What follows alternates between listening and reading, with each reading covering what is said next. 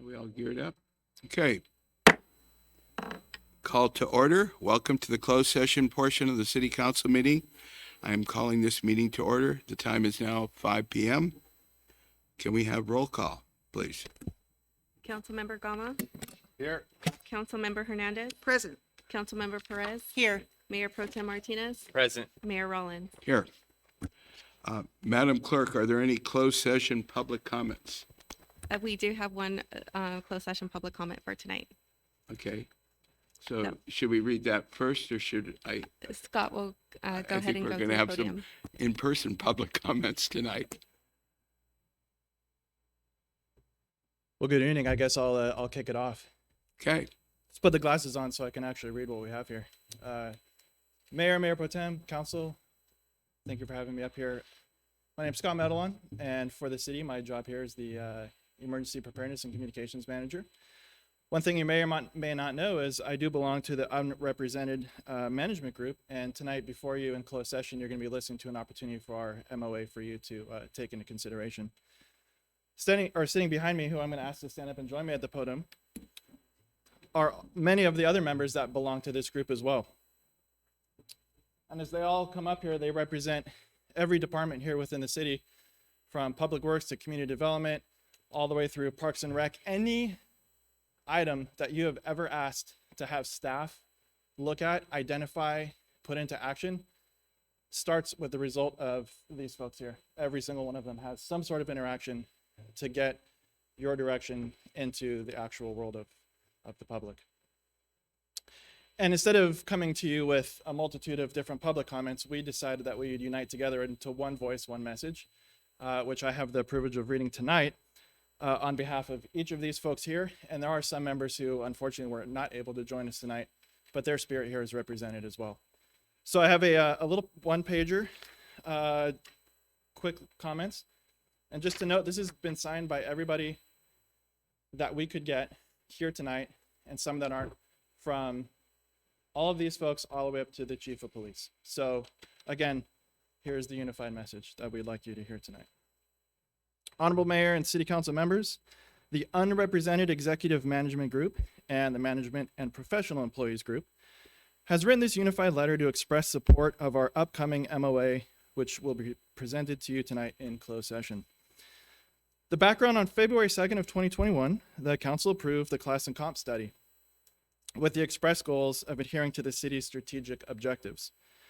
And those objectives include, in short, to attract and retain qualified employees, to ensure parity amongst positions, and i.e. similar work for similar pay, complexity, knowledge, skills, abilities, all classified together, to align salaries commensurate with assigned duties, to outline career pathing and promotional opportunities, justify pay differential between individual classes, allow the city a competitive position with other comparable government entities and private employers within the same geographic areas, and to take into consideration current employment trends.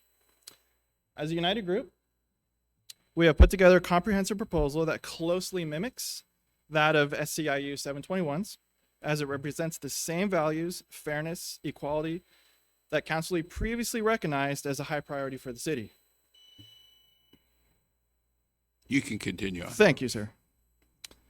In the approval of the SEIU MOA, Council took careful consideration, noting the following. Number one, the City of Port Hueneme endeavors to recruit and retain the most qualified and talented employees to serve its citizens. Number two, the salary and benefits offered by the city to its employees are designed to aid in the city's recruitment and retention efforts. And the third one, the agreement as based off the class and comp study's recommendation to take salaries to the market-based average represented a fair and equitable package of compensation. So tonight, please take the time to consider this point.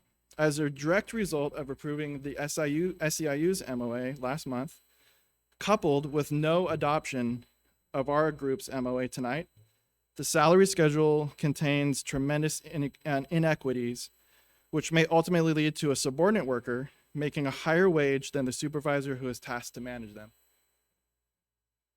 If not immediately addressed, this will not just have a negative impact on morale.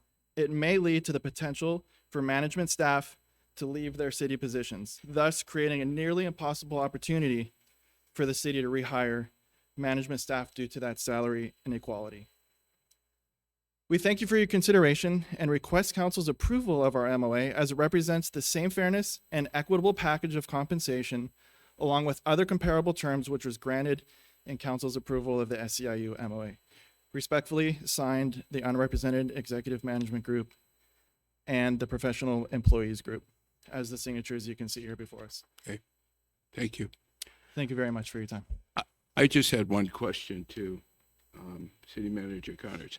I know they did a class comp study for all the different groups. They also do it for this particular group? Yes, Mayor. Every position was considered in the classification Okay, update and so the we'll be seeing compensation. the results of that. Yes, sir. Okay, great. Okay. So, Mr. City Attorney, can you please read the closed door session items into the record? Do we have City Attorney to do that? Thank you, Mayor Rollins and Honorable there you Council. We have two agenda items for closed session tonight. The first is conference with labor negotiators pursuant to Government Code Section 54957.6. The agency designated representatives are listed in the agenda packet, and the first agenda item relates to the Employee Association, the Police Officers Association. The second item up for consideration is conference with labor negotiators pursuant to Government Code Section 54957.6. The agency designated representatives are again listed in the agenda, and the Employee Association for the second agenda item is unrepresented executive management and professional employees. Okay. Do any councilmen have any conflicts to disclose for the listed closed agenda items? I do. I have a conflict with item A. Is item A? Yes. Potential spousal income. So I have to All righty. Well, thank you. recuse myself. Thank you. So the time is now 5:08, and the City Council will now recess to close session.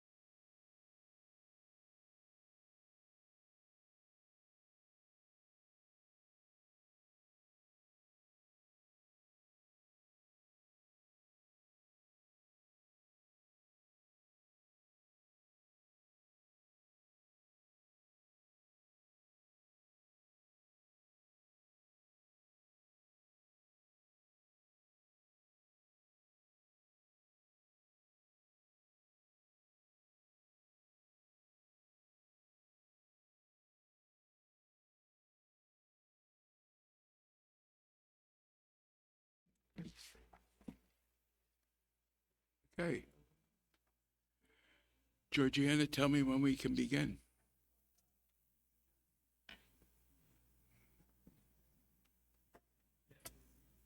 All sorts of people. Oh, whatever it was. Every manager knew they'd stay. Better see, I got their contract. I don't know how. Huh?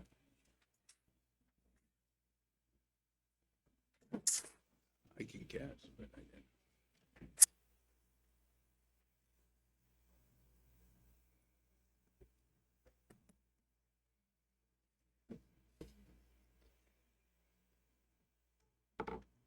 Wow.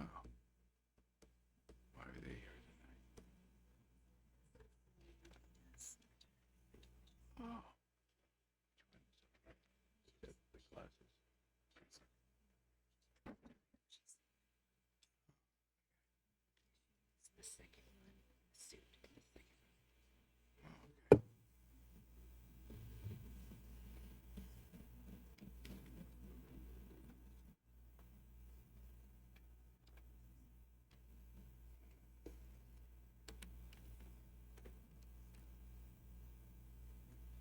Tell me when. We're waiting for all the recordings and stuff to get going before we start it, so. Okay. Welcome to the City Council regular meeting. I am calling this meeting to order at 6:39. Please stand and join me in the flag salute. I pledge allegiance to the flag of the United States of America and to the republic for which it stands, one nation, under God, indivisible, with liberty and justice for all. Madam Clerk, can you please take roll call? Councilmember Gama. Here. Councilmember Hernandez. Present. Councilmember Perez. Here. Mayor Pro Tem Martinez. Present. Mayor Rollins. Here. Mr. City Attorney, please provide us a closed session report. Good evening, Mayor Rollins and Honorable Council. There was no reportable action taken in closed session tonight. City Attorney, is there a way we can make that a little bit louder so we can hear it? I apologize. No reportable action was taken in closed session tonight. Okay, great. We will now hear from the general public not to comments not pertaining to items on the agenda. Is the inspiration here? Oh, that's over here. Okay, Councilman Gama, can you please give us the inspiration?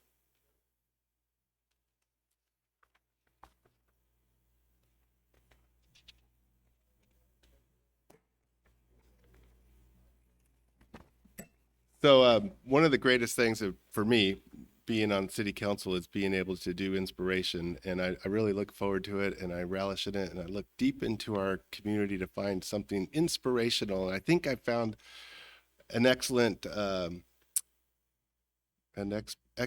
inspiration tonight. And so I wanted to talk about the Mandarin House. When I was 17 years old, July 4th, 1980 was when they opened their business, and they've been there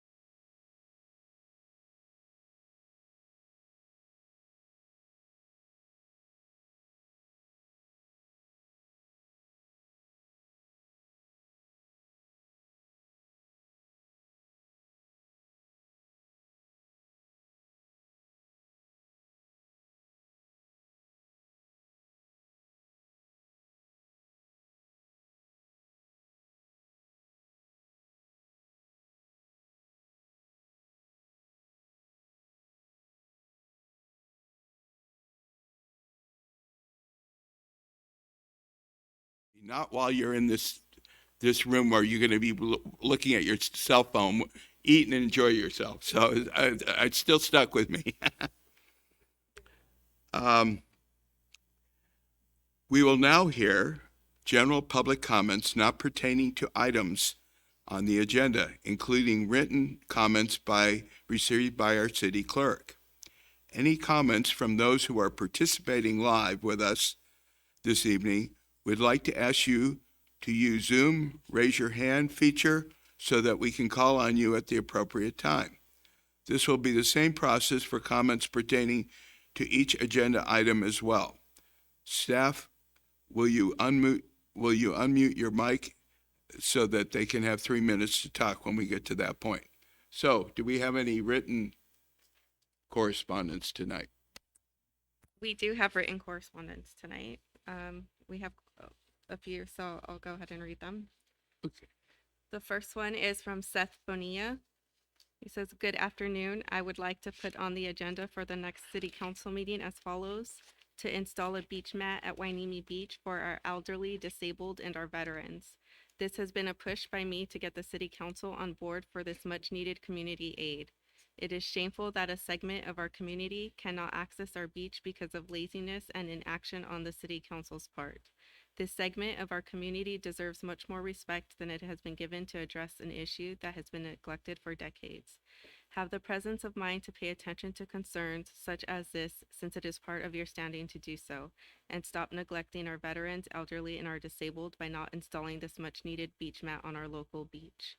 This is an issue that I've been talking about for years, and the residents still have not seen any response. Since this is an election cycle, I would imagine somebody is going to try and jump on the idea to get this rolling. And as a candidate for city council, I will make sure it happens personally. Respectfully, Seth Bonilla." We have another public comment from Jacob Marquez. It says, "Hello, City Council and staff. My name is Jacob Marquez Pantoja. I would like to provide an update concerning the recently planted drought-tolerant garden in front of the City Hall I have been involved with. At first, I myself watered them for multiple weeks and was under the impression that drip irrigation would be installed soon as I was told, so I later stopped. But unfortunately, at the same time, our city public works experienced a quote exodus in our landscape division, resulting in a loss of quote 5 employees in the last 5 months. And so the garden and new plants received no water for multiple months. Of course, since they are drought tolerant, most survived, but still at least 4 of the 14 plants died. This is saddening, but will not give up. Even though I am busy with attending college, I will water when I can, with the plastic watering can filled up with water from the City Hall restroom sink as I had before, since also no hose was provided for me. But please, it should be a priority for us to find a way to hire more staff and retain staff, since recently understaffing has been a real issue overall with projects and city efficiency. Also, I wholeheartedly approve of the city's decision for a new plant palette and updated landscaping guidelines. We have been under the consequences of past decisions and the subsequent coral tree scourge for far too long.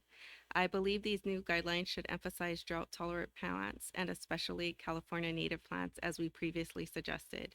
When making these new guidelines, please use logic and common reasoning always, and please make sure you have staff for this work. That is all. Thank you." We have another public comment from Sandra Fernandez. "Hello, my name is Sandra Moreno, and my son entered a baseball tournament with his league, and I was given a parking pass to use for that weekend. I parked unbarred and placed my pass on window, but still was cited a ticket. I'm very upset and confused. How are passes passed out, but still have to pay a fine? Ridiculous, and to be honest, I hate going to that park for that reason." Another public comment from Angel Garcia. "Hello, I am writing this email in support of Port Wainimi Little League. Parking at the park should not be an issue or inconvenience for parents, aunts, uncles, grandparents, etc. I grew up playing baseball at Bubbling Springs, and I hope more kids get to create amazing memories like I did. As the park and league have been in decline these last few years, local parents have been signing their children up in other leagues such as Sunset and El Rio Little League. We don't have the best park, we don't have a snack bar, and to top it off, people have to worry about getting a ticket if they go support their child, nephew, grandson, etc. I hope the city realizes that pushing people away from signing their children up at Port Wainimi Little League is terrible. Please support the people doing their best to keep the tradition of Little League baseball alive in Port Hueneme. The strength of a good gesture will go along and will help show the community that city officials do care about the next generation of young people of Port Hueneme. Thank you, Angel Garcia. We have another public comment from Anna Prado. To whom it may concern, I am writing in regard to the unfair parking citations at Bubbling Springs Park. They are unjust and give visitors a sour taste of what should be a friendly city. Thy citations deter people from a great community that the Little League works so hard to create. Please change the rules to create a better and welcoming community. Thank you, Anna Prado. Now I have a few public comments that are in person. The first one I will call up is Dolores Lopez. It's Youth Ride Free.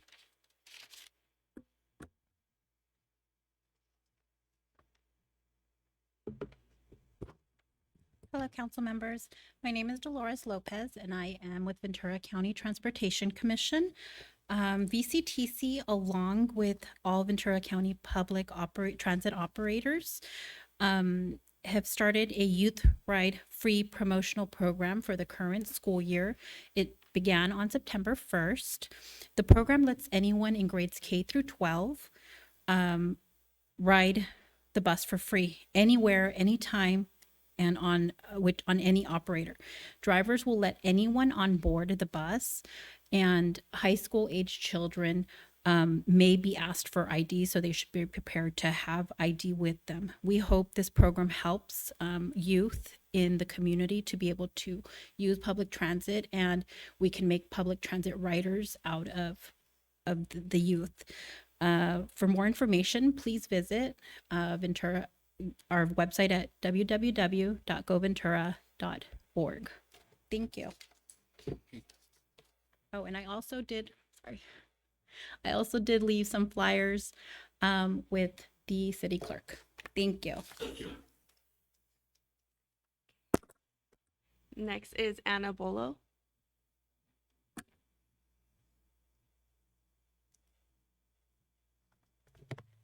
Good evening, Mayor, City Council members, and staff. My name is Anna Bolo. I'm the president of Port Hueneme Little League. I apologize to you guys. Some of you guys might have been blindsided by the comments and social media posts that have gone out. Yesterday, we did post on our page for any concerns to be sent over to the city, because during our regular season and any of our tournaments, opening day ceremonies, closing ceremonies, we constantly have to deal with people getting parking passes. So let me explain a little bit to you. During April 1st and October 31st, from the hours of 11 to 6 p.m. and on any holiday, you cannot park on Park Avenue or on Bard Road unless you have a parking pass. Now, we're allotted a certain number of passes for each player. When we interleague with other leagues, we're unable to get parking passes for them. It's not more people coming to the park, we swap out teams. In 2018, I stood in front of the city council and asked for them to get either rid of the ordinance or install a parking dispenser so that people would be aware that you need a parking pass. The signs are not that very visible. If you go on Bard Road, there's only one sign at the corner of Park and Bard Road. So if you pass that sign, there's no way for you to know that there's a parking pass required. Mayor, when you were in attendance at one of our events, you heard our DJ repeatedly tell people, make sure that you have your parking pass visible. It doesn't matter. If they don't hear it, they're gonna get a parking pass. Now, unfortunately, the parking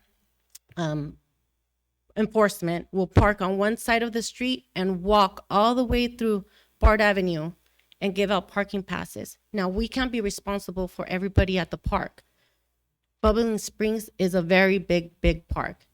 If you drive by that park on any given weekend that we're hosting an event or a regular season, you don't see anybody parked. Well, you do see other people getting or parked.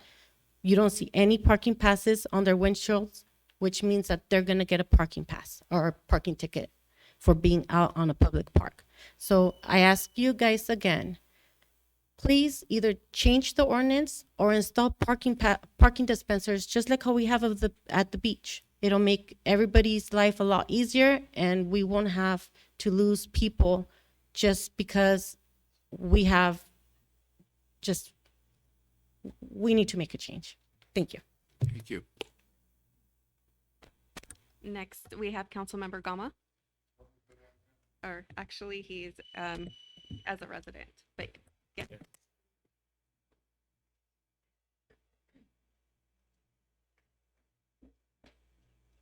Thank you for allowing me to speak as a resident. I wanted to just talk about Hueneme High School athletic program. And I don't care who you are, where you're from, try to support your local high school athletics. And over the last couple weeks, I've been making it my practice to go to Hueneme High School football games. And the pride and the community support is bubbling over in their new stadium.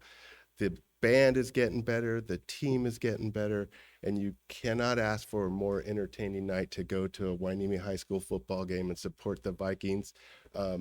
Some say, well, it's in Oxnard. Yeah, it is in Oxnard, but many of the students, probably half the students, come from the city of Port Hueneme. So if you haven't yet, please consider supporting Hueneme High School athletics by going to their games, their volleyball games, their baseball games, or football games.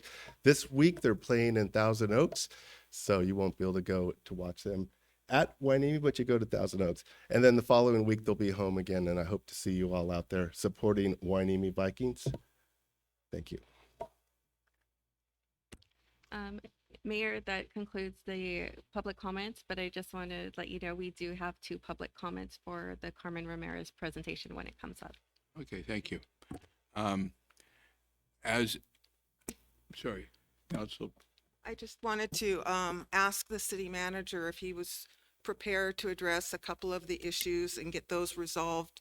I understand that we are going to have an ADA accessible mat installed at the beach. It's in the parks master plan. Yes, I can so- address, well, all 3 public Yes, comments. The first one if you is could, please. the beach mat. It's about 400 feet of beach mat. When we did the analysis of doing it independent, it was about a $49,000 expense plus another 39 hours of maintenance. But there's good news. The Destination Playground, which is an approved capital project that was funded through ARPA, has not only access to the beach via a paved ADA accessible approach from the parking lot all the way to the surf zone, but it has ADA components in picnic areas and swing sets as well. So it will be covered by that project. On to the Park Avenue parking restrictions. It is already on the proposed agenda for the 19th of September. The origin of that ordinance dates back to 1994. Initially, it was identified as a trial period. We were not able to find out when that trial period ended or what the results of that trial period were. So we brought it to, we'll bring it to City Council to make a decision on what we do with that ordinance on the 19th of September. And the last one, Mr. Marquez is right. I will personally do watering of those drought with his bucket until we get the drip system in. City Mayor Pro Tem. manager, I was under the impression that we had already purchased one of those mats to go on the beach, and I feel like I've been waiting for it to go on the beach too. We have not purchased it. We have community benefit fund dollars, $7,500 to be exact, that was identified as initial funding for it. The true cost and the maintenance, in order to make it ADA accessible, are significant. And so that was the potential holdup, mainly because of labor issues. So I know we're not supposed to discuss public comments, but we appear to be discussing. Can we put this on the agenda so we could have a full-fledged council discussion about the mat? Or I could ask questions right now or make comments, but Yeah, for the sake of the public, we can't make a decision tonight anyway. It seems to have evolved where people are making some comments on it per se. So with that in line, you can make some comments. I'm A sorry. point of order, please. I think if we're going to request something on the agenda, it should be done according to the agenda and at the end of the meeting when we're all have an opportunity to request agenda items. Yeah, no, Council members, thank during you, public Kevin. comment, typically. I'm sorry. City Attorney, you have something to say. I can hear it barely. Yeah, just a just a clarification with respect to public comment items. Typically, discussion cannot take place within the Brown Act. However, staff may briefly respond. It's important to note that those brief responses should not devolve into a conversation. Okay, so if a councilman initiates questions from the city manager, are other councilmen able to do that also? There can be a brief response, but the danger in that is that it has the potential to devolve into a conversation. And as the parliamentarian of the meeting, it would be incumbent upon the mayor to prevent such a conversation from occurring. Okay, so there hasn't been a conversation per se yet, but I think 3 of the councilmen have made comments on it. So would it be fair to give everybody an opportunity to make a comment without conversation? I'm not sure fairness factors into the equation. If council members have a very specific question to ask that can be briefly answered by the city manager, then yes, but otherwise we're having a conversation. Okay, so with that in mind, I'm going to ask all council members later on, well, it's already been said that it's going to be put on the next agenda, but we can reconfirm that at the end. No, I think I'm sorry, he just said. Only the parking passes associated with Park Avenue and the Little League. Okay, so that portion is going to be for sure on the next agenda. Yes.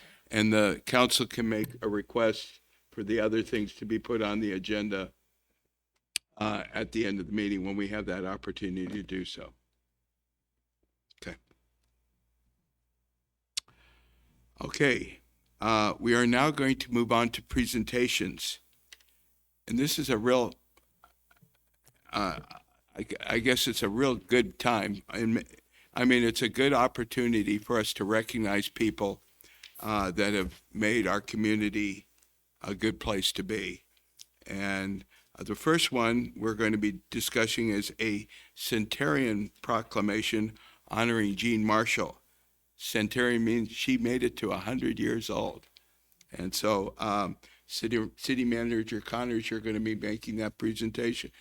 Yes, thank you, Mayor.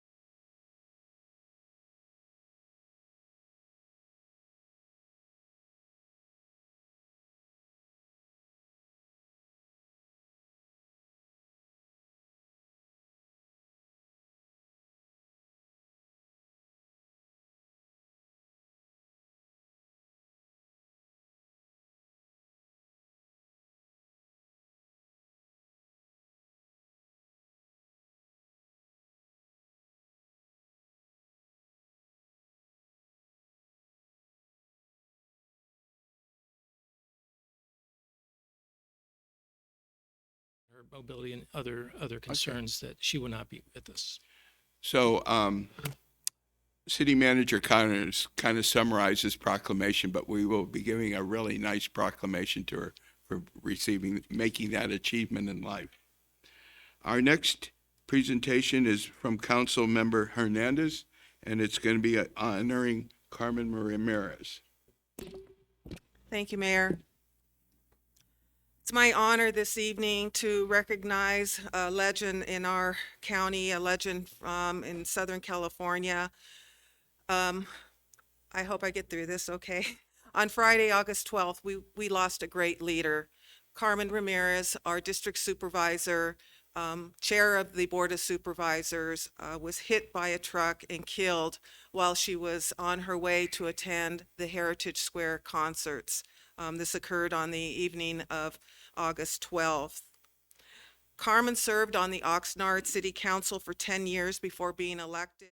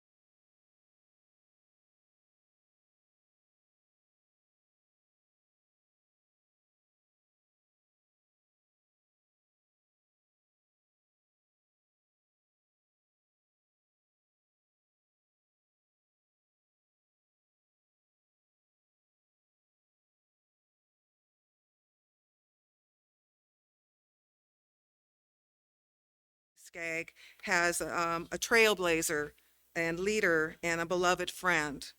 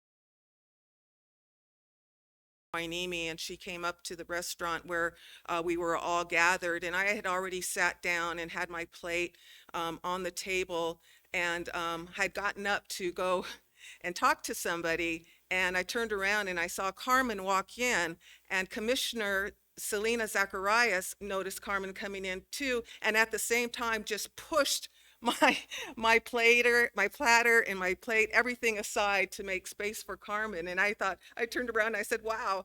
I said, what's going on? And we just looked at each other and laughed. But, you know, in reality, that's the message I took away from that, is that we have to make space for Carmen, because she made space for all of us.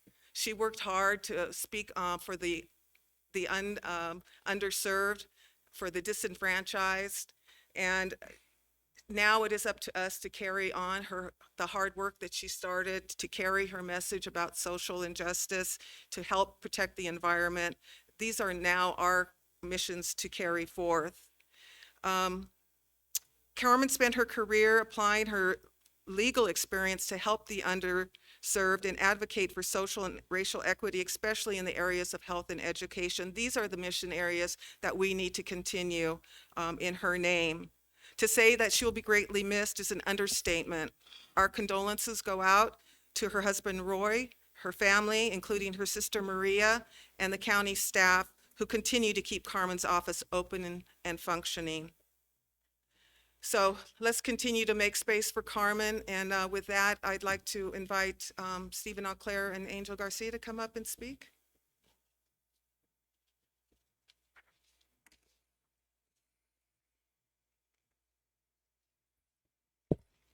Hello, good evening, Mayor, City Council, and staff. Thank you so much for agendizing this tribute for Supervisor Ramirez, and thank you, Councilmember Hernandez, for bringing this forward, and also for your beautiful remarks at SCAG this past week. When Assemblymember Steve Bennett adjourned in memory of the supervisor in the Assembly, his words were, "This such a loss for the community is going to leave a void, and such a void will take quite a while to heal." It's been 3 weeks since the supervisor's been taken from us, and it still feels very fresh. And when I go to work, I still wait for the supervisor to walk through those doors. We have not touched anything in our office. It still looks exactly the same, and it's going to be difficult. But you know, when you're going through this healing process, it comes reflection. And when you reflect on the supervisor's career, it's a definition of servant leadership and public service. When Supervisor Ramirez graduated from Loyola Law School in the 1970s, she went straight to work at Legal Aid in La Colonia to represent tenants, to ensure that they have their rights if they were getting evicted or if their rent was unfairly increased. And she would also represent farm workers during the grape strike. She was also pivotal in helping desegregate schools in Ventura County. And she was just a beacon of justice and a champion for the underserved communities. And she made history in 2010 as becoming the first Latina to be elected to the Oxnard City Council, where she served for 10 years diligently in making a balanced budget for the city of Oxnard through tremendous times of difficulty. And in 2020, she made history once again as becoming the first Latina to be elected to the Board of Supervisors, and in 2022, becoming the first Latina to chair the Board of Supervisors. And it's going to take a while to heal from this, but what I want us all to remember is let us continue this good work in Supervisor Ramirez's memory. And I want to let members of the community know, to District 5 constituents, which is residents of the city of Port Hueneme, that her office remains open and staff is available to assist with any county concerns. They can reach us at 805-654-2613, or they can email us at district5@ventura.org. And I'll be here in the audience if anyone wants to connect, and I can give out my business card. But once again, thank you so much for this recognition. I'm here with you as a member of community in this healing process, and I know it's going to be a while, but I'm right there with you. Thank you so much. Thank you, Angel. Thank you. I know every morning I still look for her tweets. That's the first thing I do, and I miss them dearly. Hello, everyone. My name is Stephen Auclair, and I'm a resident here in Port Hueneme on the Citizen Advisory Commission, and was also a longtime advisor to Carmen. She also advised me, I would like to say. I just want to note that in all of this, Carmen never forgot that she was the girl from Pico Rivera. She was the one who grew up in a building that actually was kind of a shack, and she didn't forget about it. As Angel mentioned, she fought to desegregate schools in Oxnard. Many people don't know that Brown versus Board of Education, which had to do specifically with African American students, in Oxnard there was the Juan Soria versus Oxnard School District case that forced the end to segregation and integration of schools, caused the integration of schools in Oxnard for Latino students, and Carmen came in and helped implement that. 40 years, as they mentioned, she fought for the poorest of our community. And yes, the people honored her by electing her to city council and then to the board of supervisors, where she fought for our entire community. Whether it was saving Ormond Beach, or saving our own beach, or saving the Colonial Library, or any other of the causes, Carmen believed in everything. She often was framed as an environmentalist, but I always point out to people that I didn't often hear her call herself an environmentalist, because she believed these were all social causes that impacted real people. She mentored thousands of people, and not whether they were Latinas or Latinos coming of age in their careers, or any time in their career, newly elected officials or candidates or young attorneys. She would meet with anybody. She was one of Oxnard's preeminent civil rights leaders, and that often is missed in all of this. Yes, she was an elected leader, but before that, she was a civil rights leader, focused solely on the poor of us. I think that's reflected on her vigil that was held less than 24 hours after her passing. With only a few hours' notice, over 300 people came to her vigil. Memorials have been set up all over the city for her. It reminds me of the last time I was on that street with her, for a Christmas parade in 2019, before the pandemic, where we couldn't walk more than a couple of minutes without somebody shouting from the audience, "Carmen, Carmen," and she would look and point, and it was often her clients, people she had helped in the 80s or the 90s or earlier. Whether it was their cousin or their nephew who were in trouble, they called Carmen. She used to give out her cell phone number to everybody, often to her staff's great dismay. One time I was with her and somebody had called and was a Spanish speaker, and she answered and talked to him for about 5 minutes, and it was about he needed contractor advice. He needed a contractor. So finally, I just want to thank you for honoring Carmen, honoring her work, and she certainly won't be forgotten. Thank you. Thank you so much, Mr. Clare. That concludes my presentation. I just want to say to Carmen, Carmen, we love you. Rest in peace and rest in power. Yes, just want to acknowledge Carmen's commitment to this community. It's the champion is probably not the best. There's got to be a better word, but champion is pretty high up there. I served with Carmen on the Animal Services Commission. I served with her on Beacon, and I served with her on VCOG, and I got to know her pretty well, and it's really interesting. We were talking one time, and I realized that she graduated from Loyola Marymount University, which is where my dad graduated from, and they both came to Colonia to set up their practices. My dad was a doctor, she was an attorney, and so that experience of having that conversation then led to us keeping in contact when we'd have our meetings. And there's such a void right now with Carmen being gone in the city of Port Hueneme, the dredging and all those things that she was coming up to speed on. And I was trying to make arrangement with Angel to get Carmen out here to take a tour of the port and the dredging site, because that's coming up. And she, and then of course she passed away that evening. And so I'm just want to say that she's a champion of the environment. We're going to miss her, and there's a void, and we all need to step up, and we have to find a way to fill it with people, like-minded people that care about the community, care about the environment, and are willing to take action to make it better. We miss you, Carmen. We love you, and what a wonderful life you had. It was just cut too soon. So my experience with Carmen started before she became our district representative. She was pretty much the only supervisor who responded to me in relation to mental health initiatives, and she was always responsive with that. She gifted my co-founder and I with a proclamation in support of the work that we did in raising money with the first responders for NAMI. And I had a few things on my agenda to talk with her after I met with the All Children Thrive Equity Advisory Group about childhood trauma that she was interested in that Monday. And now I'm not sure who to speak to. So this is to whoever takes her place. You have big shoes to fill, and I hope you are as responsive as she is, because right now you're the only voice. There is no other supervisor that has been responsive when it comes to mental health.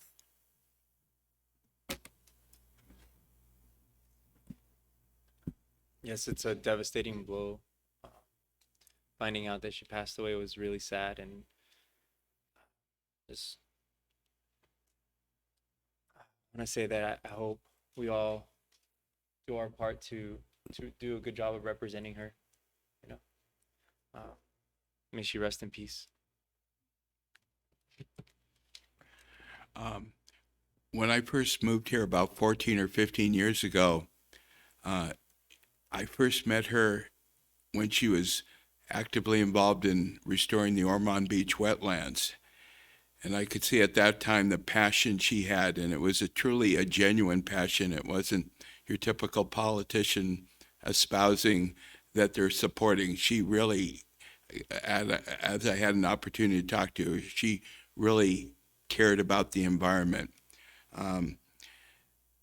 When I became a council person, I had the benefit of being involved with her in the Air Pollution Control Board and the Ventura County Transportation Board, and that same philosophy continued on there. It was a true, genuine passion.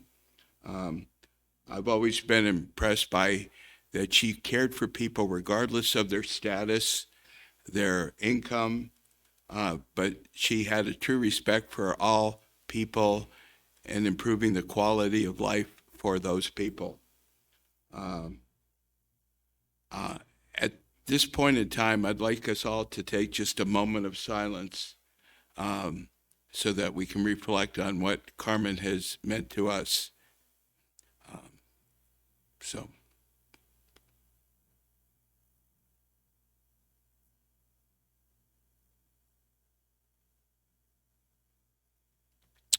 Okay.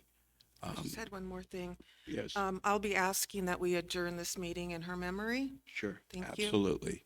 And Carmen she's not a politician. She's a public servant, which we should all aspire to be as well. Yes. Thank you. All righty. Now moving on to a little happier note. Well, actually, no. Another great leader of our community has left us, and I'm going to have City Manager Connors make that presentation.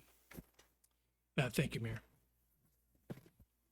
It is really my honor to lead the tribute through proclamation of Jim Daniels, a former council member. But you noticed I put Master Chief on his slide up there because I had the opportunity many years ago when I was a base commander to meet Jim Daniels when we were trying to raise money to do the CB Museum. And through that initial meeting, I could tell that he was revered by his shipmates, his sailors, and the CB community because he was a legend in that group. He was a renowned leader who was known for his practicality, his service to others, his discipline and decisiveness, and getting the job done. Now, how did I get involved with Jim? He retired early after he was selected to be a Master Chief in the Navy, the highest enlisted rank. So he retired as a senior chief. And he did that because he had a son who, through Vietnam, had developed cancer as a result of exposure to Agent Orange. He left service early to dedicate his remaining years to helping with treatment and potential recovery, which he did not survive. As a result of that, Jim Daniels, one of the greatest sailors in Navy history, was never promoted to Master Chief. So I took it upon myself to work with the Chief of Naval Operations and the Master Chief Petty Officer of the Navy and get him reinstated as a Master Chief, which was successful. It had been tried many times over 15 years, but with the group of folks that we brought together to collaborate on this, we were successful. And I think that may be his greatest honor, was having a team of folks not only in the Navy, but in this community of retired veterans push for him to become a Master Chief. He went on to serve the community in an unbelievable number of ways. He may be on every charitable organization board ever created in the city of Port Hueneme and neighboring communities. He served and supported a variety of different groups outside of the military, and he was just a beautiful, loving leader in the community who had the respect of everybody. I talked about a CB service. I talked about being a constable for several terms. I talked to him about being a community leader, but he was also an unbelievably devoted husband, father, as we talked about, grandfather, uncle, and to me, a friend. So with that, I love everybody here to keep Jim and his family in your prayers. He was a great asset to the community, and he, like Carmen, will never be replaced.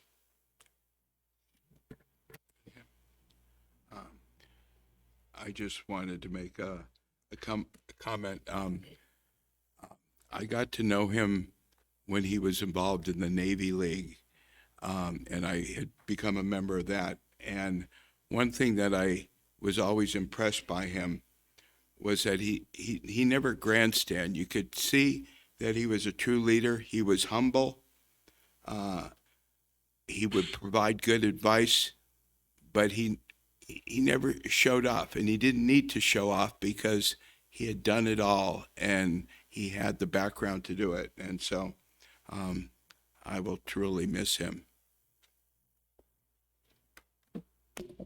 I just want to offer my condolences to the families, to Don and to Norm and the whole family, the whole Daniel's family. I attended his funeral and his graveside service, and it was just a beautiful service, a beautiful remembrance of a man who showed up everywhere. Even when he had to carry his oxygen tank with him, he would show up all the time, and he's going to be greatly missed. God bless you, Jim.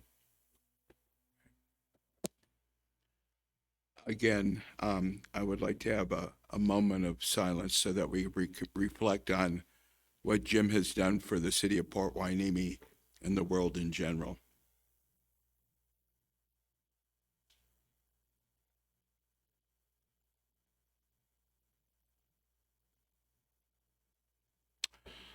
Okay, now this is both a happy and a sad thing because we're going to be losing somebody that has given a lot to our community, but we're going to be recognizing him. So at this point in time, I'd like to call on Police Chief Salinas. Good evening, Mayor, Mayor Pro Tem, City Council members, and City staff. I'm before you this evening virtually, unfortunately due to illness, and it breaks my heart not to be present in person for this momentous occasion. We are here to recognize one of our officers who recently retired from the Port Hueneme Police Department after 22 years of service. What we are doing tonight is rare and unique and hopefully sets the precedent for future officer retirements after faithfully serving this community for so many years. This is so rare that it's the first time I am doing this in my 5.5-year tenure with the Port Hueneme Police Department. While I am not in the room this evening, I suspect the back walls are filled with her fellow peers who have come to honor a great police officer. I would like to call up our honored guest who's standing there before you to the podium, please. Alita is one of our 4 female officers who served our community during my time here. What makes Alita so extraordinary is not the fact that she is the longest serving female officer in our department's history, but the admiration and respect she has from her fellow officers. I'd like to share a few things about Alita this evening. Alita grew up in the city of Santa Paula with 6 sisters and 1 brother. She attended Santa Paula High School and graduated in 1987. Prior to being hired by the city of Port Hueneme, She was a full-time admitting clerk for Santa Paula Memorial Hospital, where her ability to speak Spanish was an invaluable tool. Alita has spent most of her career in the patrol division, but served a 2-year assignment in the investigative services division, where she was assigned as a property and financial crimes detective. Alita previously served as an Explorer advisor and accompanied the Port Hueneme Police Explorer Post on several out-of-state competitions. During her tenure with the Port Hueneme Police Department, Alita has been involved in the Hueneme Bay community and helped create the HEART program, which stands for Hueneme Assists Residents Together. The program was created after Alita responded to a medical emergency at the home of a senior citizen. Paramedics were present and the elderly person was transported to the hospital for treatment. A few days later, Alita stopped back by the house just to see that everything was all right. During that experience, she realized that our community is full of older, retired citizens with no one to check on them, to make sure they can still shop and cook for themselves, keep their house clean, or make referrals to dozens of services, ranging from hair appointments to car repairs and to pet care, that younger people often take for granted. So Alita took it upon herself to visit our seniors to help them however she could, and most importantly, to listen. Hence, the HEART program was born. In 2011, Alita was given an award of commendation, also known as the Attorney General's Award, from the California State Attorney General's Office for her role in creation of this program. The HEART program is still going strong and currently has approximately 27 clients.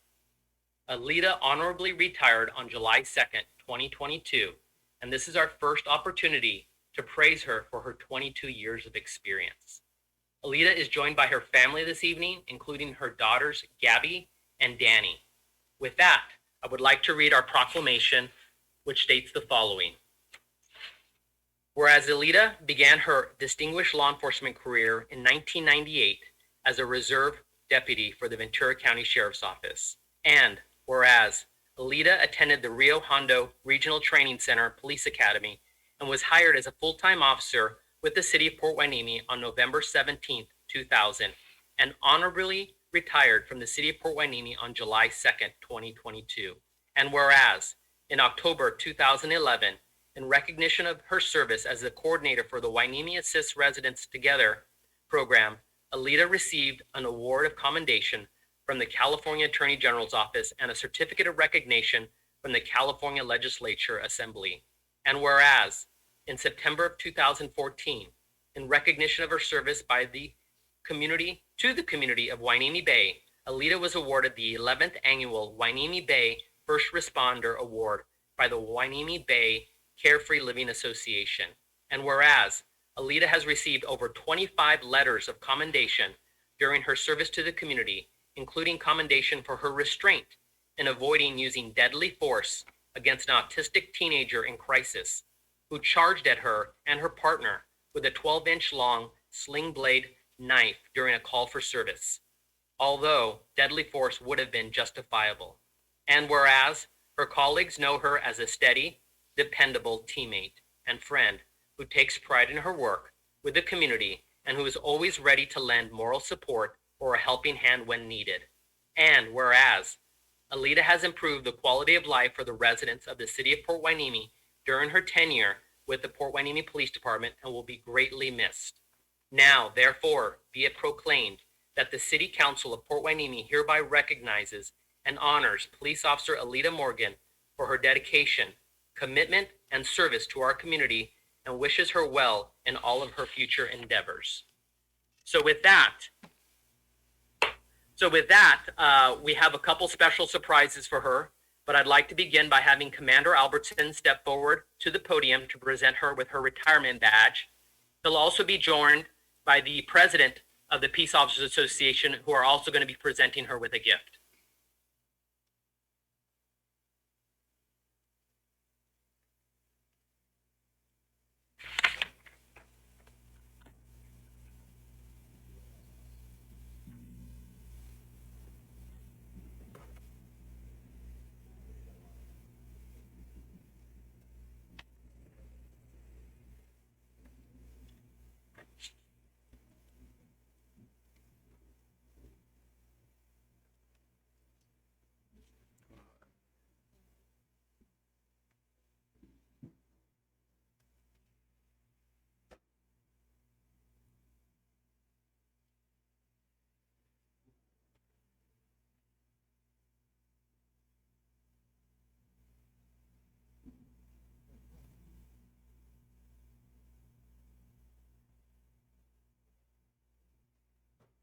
Okay, don't go anywhere. We have more.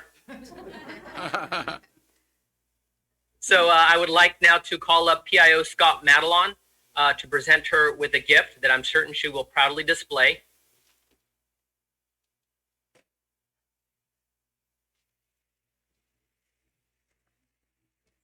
It is a photograph signed by every employee of the Port Hueneme Police Department.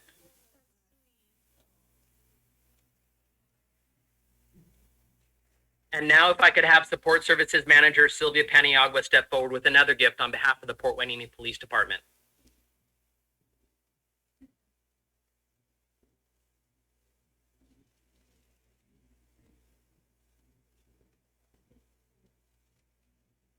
So one last special item that she may or may not be expecting.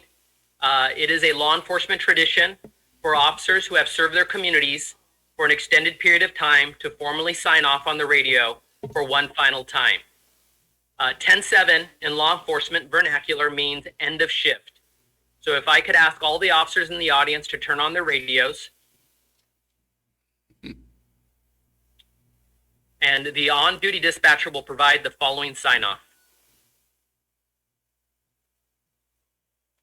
Station Go units, Officer Lena Morgan, ID number 101, call sign Pete Adam. We'll be going 10-7 for the final time as Port Hueneme police officer. We would like to extend our deepest gratitude for the time you have dedicated to the citizens of Port Hueneme and every member of the police department for the past 22 years. It has been a privilege and an honor, and we would like to thank you for your devotion to our community known as the Friendly City by the Sea. Officer Morgan graduated from the Rio Hondo Police Academy on June 28, 2000. And honorably retired from the Port Hueneme Police Department on July 2nd, 2022. Alita was instrumental in the creation of the HUD program, which gained state recognition for its creation.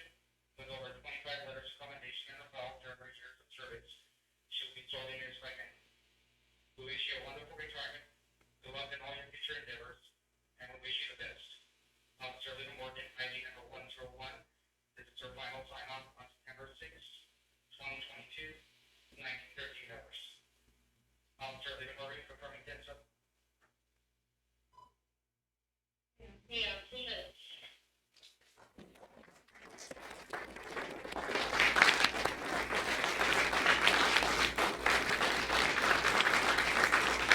Thank you. And I don't know if Alita wants to say anything. I won't put her in that awkward position, but yes, let's all give her a round of applause.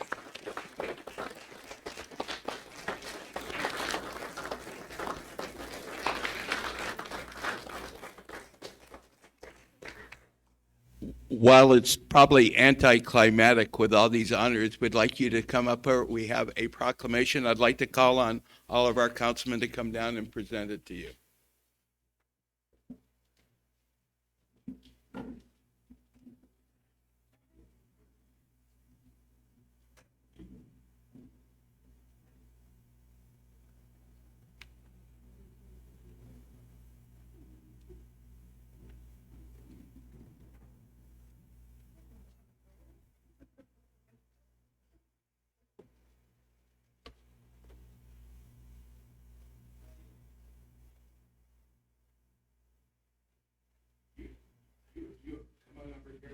You epitomize what a true professional is.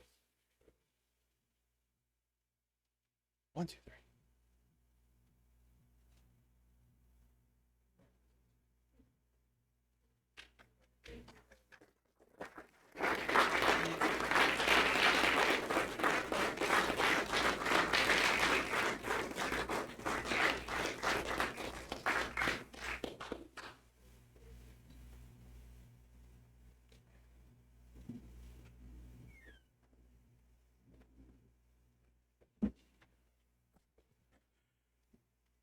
So, we have a special.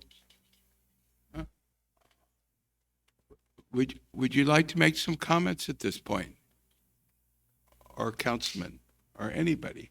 This is your opportunity. I just want to thank Alita again and her family for her dedicated service. You know, an employee like this is not easy to lose, any employee, but somebody who's brought so much value to our community. I hope that you don't forget us, and I don't know what plans you have, but if you ever want to come back and volunteer and help us out here, I'm sure you'd be welcome. Thank you. Yes, thank you for your service. I always remembered your nice smile and all the 22 years I'd see you on patrol, and I especially remember how nice you were to my mom, and I really appreciate that. Thank you so much.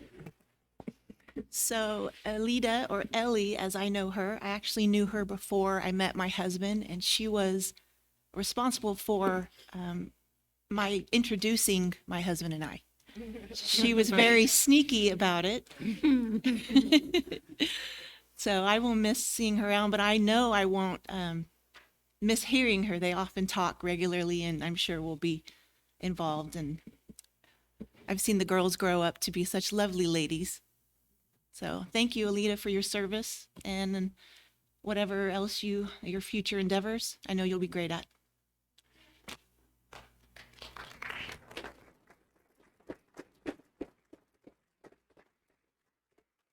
Alita, actions speak louder than words, but would you like to say a few words?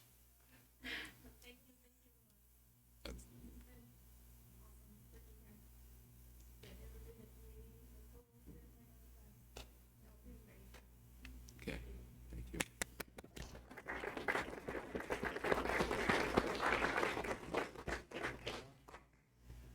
Yes. I just want to say this is one of the reasons why I love our city, our police department. You guys are amazing. All of you guys being here for this special day, it means a lot, not just to her, but to all of us. And Alita, thank you for your service. This is a great night. We're recognizing lots of people that make our city well. At this point in time, we're going to move on to Deputy Manager Peretz, who's going to make a presentation of other employees that have meant so much to us. Good evening, Mayor, council members, staff, and members of the public. I'm just going to introduce the next item and allow some of our managers to do the recognitions. In a tradition that began earlier this year, on a quarterly basis, we recognize employees with significant service levels with the city. We have 6 such individuals to be recognized tonight. And I want to kick it off with recognition of Public Works employees, and our Deputy Public Works Director, Fred Camarillo, is here to tell you a little bit about those employees.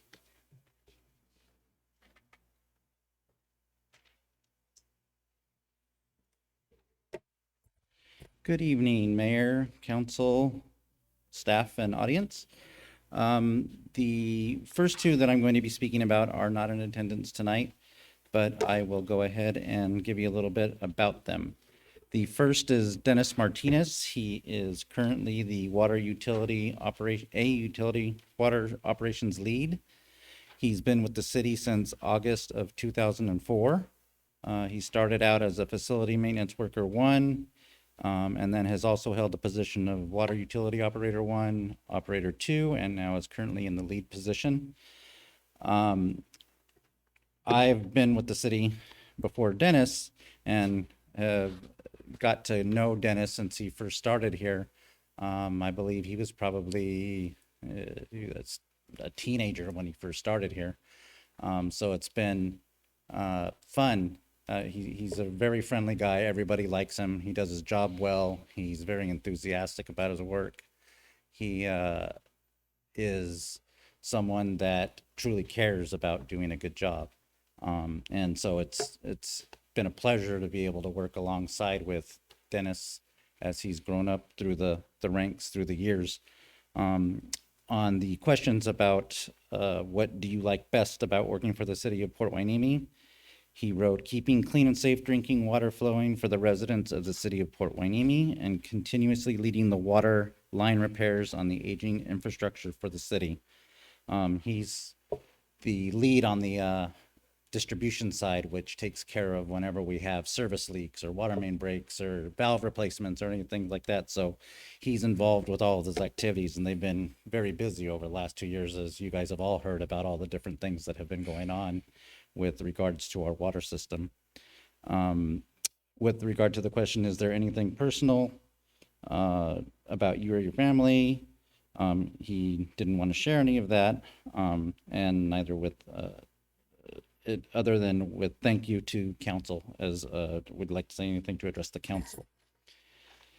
The second person is Aurelio Reyes. He's our solid waste operations lead. He's been here since 2004 as well, August 2004. Aurelio's held operator 2 and then lead position, which he's currently in and doing a very good job.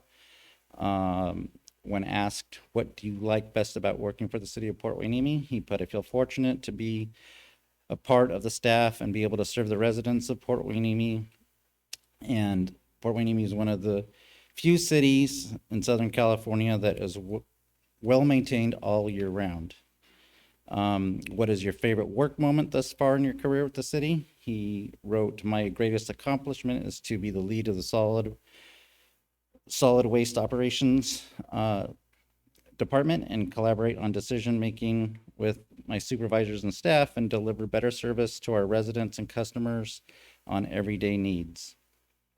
Is there anything personal about you or your family that you would like to share as part of being recognized for your service to the city? He wrote, I appreciate my family for always being my rock and supporting me for the past 18 years since I started working for the city.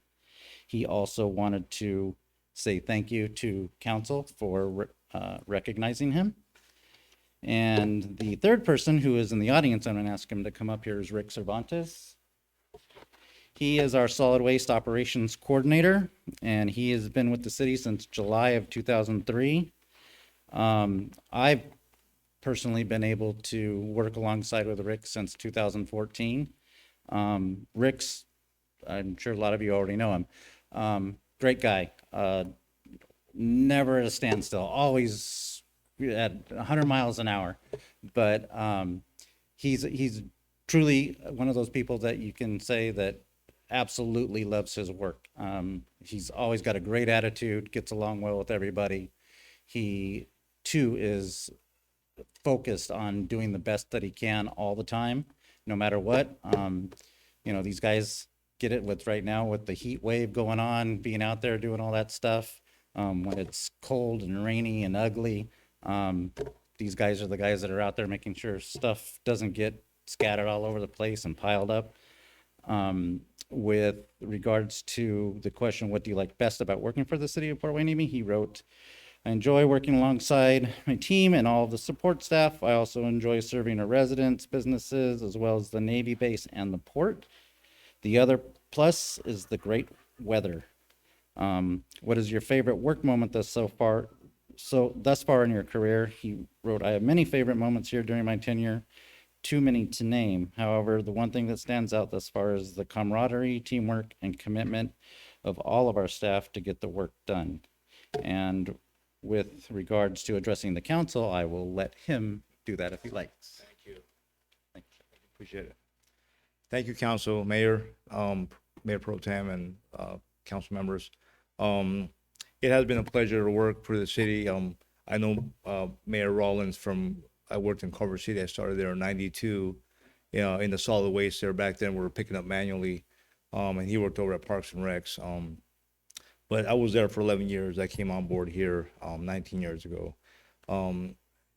It was really challenging for me to transfer from there to here, but it's been a very rewarding experience for myself. We built a great team here. We have great leadership. I appreciate every single one of you, our management staff, and we just gel as a team here. We have a great police department. We have a great public works department. Our recs, our parks and recs are starting to get built up as well. But we have the most rewarding thing is being here with our residents, and I was in the Marine Corps, so I get to go on a Navy base, and I know what all those young men and women go through every day over there, and I have a lot of compassion for them as well because they serve our country, and also our members at the port. But yeah, I mean the bottom line is that the most rewarding thing for me is being able to be of service and to to our residents and our visitors that come here. But thank you very much. I really appreciate it, and appreciate all of you.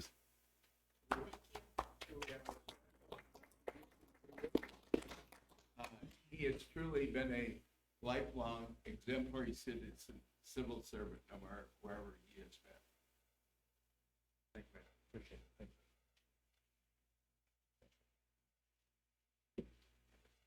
you. I'm surprised. It didn't make the highlight reel, but Rick is also a key member of our talent team, which was the group that put this as one of their accomplishments together. So key member, invaluable member of the talent team. Speaking of invaluable members of the talent team, Commander Albertson is now going to present recognitions of a couple of key members of the police department.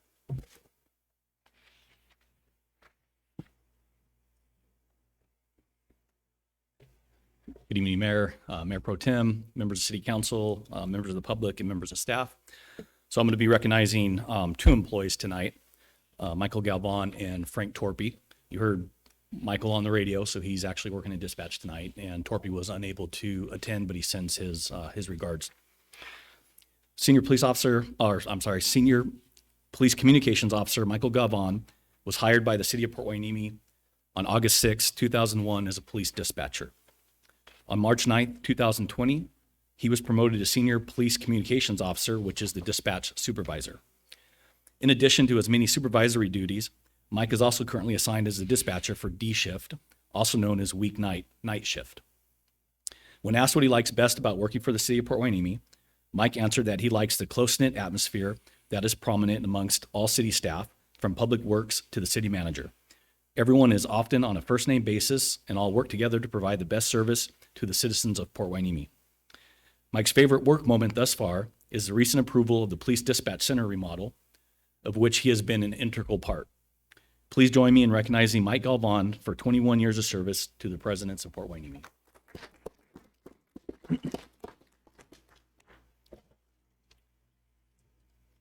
Sergeant Frank Torpy was hired by the City of Port Hueneme on August 21st, 2006 as a lateral hire police officer, which means he came from another police agency. On October 14th, 2013, he was promoted to Senior Police Officer, and on July 7th, 2014, he was promoted to Sergeant. Frank is currently assigned to the Investigative Services Division as the Detective Sergeant and also serves as the department's head range master. When asked what he likes best about working for the City of Port Hueneme, Frank answered that he likes the positive contacts that he's made with the citizens of the city. Every day that he was able to work with members of the public, he met people who were pro-police and thanked him for his service. Frank enjoys working in a community that supports its police department and the jobs that they do. Frank's favorite work moment thus far has been working with his team to solve several homicides and being able to take those suspects into custody. The feeling he gets when finally making an arrest and the ability to get closure for a victim's family is amazing. Please join me in recognizing Sergeant Frank Torpy for 16 years of service to the residents of Port Hueneme. Please accept these on their behalf.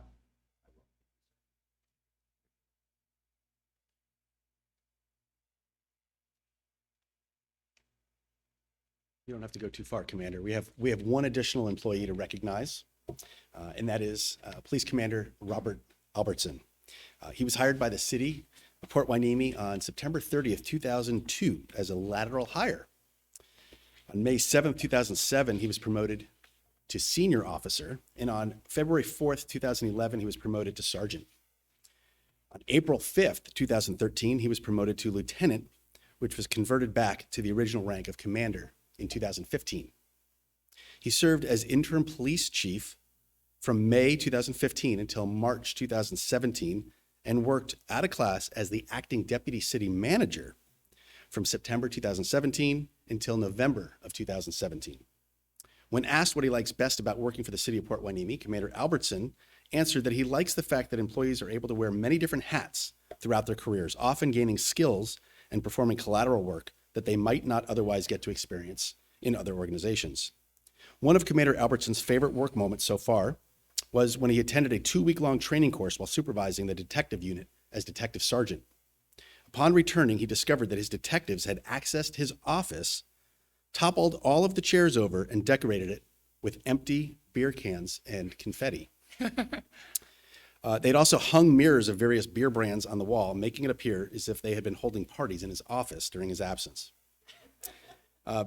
So before we recognize and congratulate Commander Albertson on his 19 years of service with the city, just let me say personally, I've gotten to know Robert, and a more professional, ethical, and knowledgeable police officer.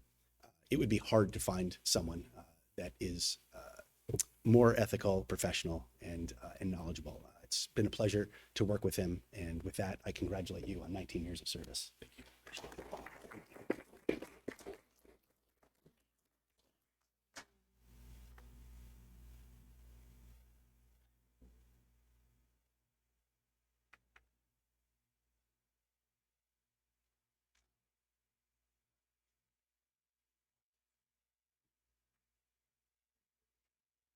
I was saying, he's been through a number of different police chiefs, and he's always kept this police department steady, and that's very well appreciated.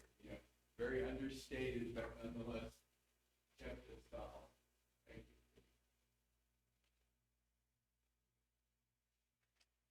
you. Yeah, I'll just take the opportunity to congratulate our employees, Dennis, Aurelio, Rick. Rick and I met when we were donating blood out front. We had a really nice conversation. Frank and Mike, and certainly Commander Albertson, who's one of the first police officers I met when I moved to Hueneme. So congratulations. Thank you all for the good work. We try to think about you all the time when we're making decisions up here, and we always want to do the best for you to make sure that you have the tools and support you need to be a successful employee. So thank you so much for your service. Yes, I want to say congratulations and thanks to all for the service they give to the community in any capacity. It shows a testament to their character and the city when someone wants to put in that long-term commitment. And I appreciate the commitment. It makes our city a better place. So thank you. Thank you all for your service. Look forward to many more years of service in our great city and keeping it safe and beautiful for all. Thank you. Thank you, Rick. Okay. So now we're going to move on to the consent calendar agenda. We will now consider items on the consent calendar, which will be enacted in one motion unless a council member has a request to remove an item for discussion.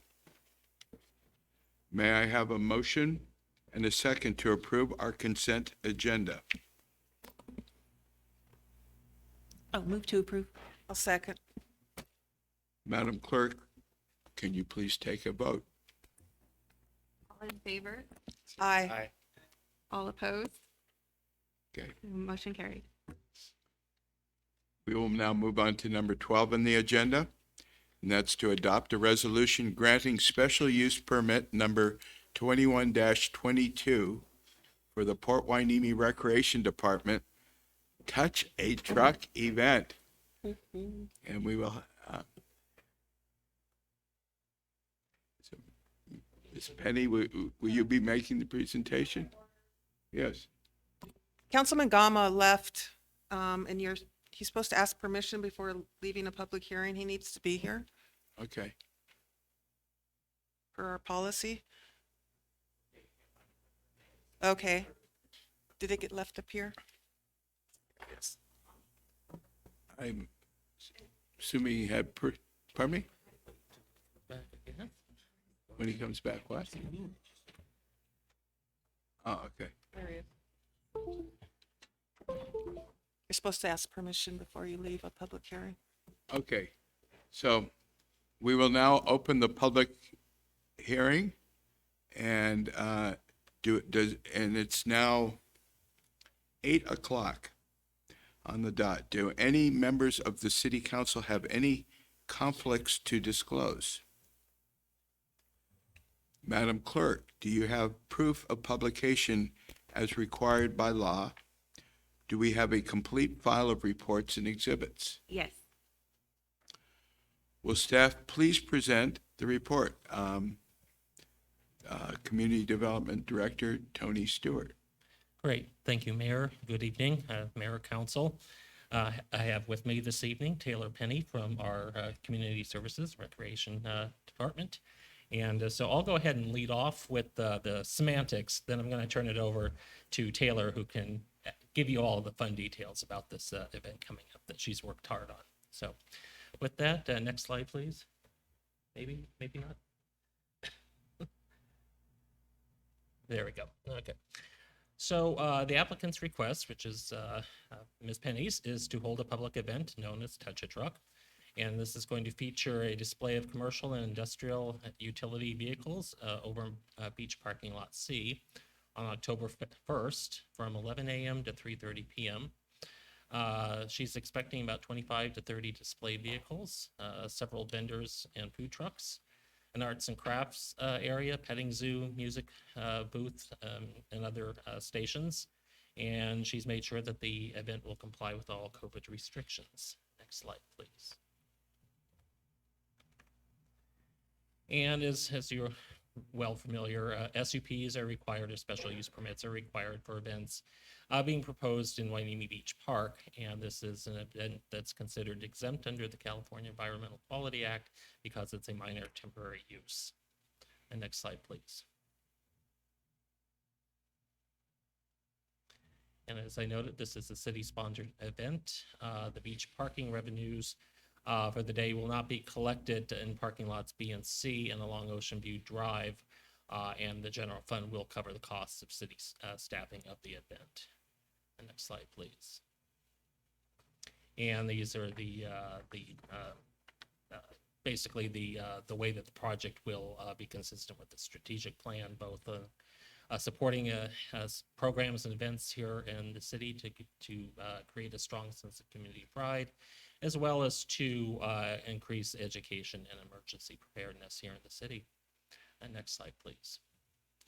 And so here is the proposed site plan, and I'm going to turn it over to Taylor here, and she's going to tell you why it's going to be a great event.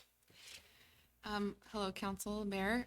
So this is my proposed site plan for the hopefully first annual Touch a Truck.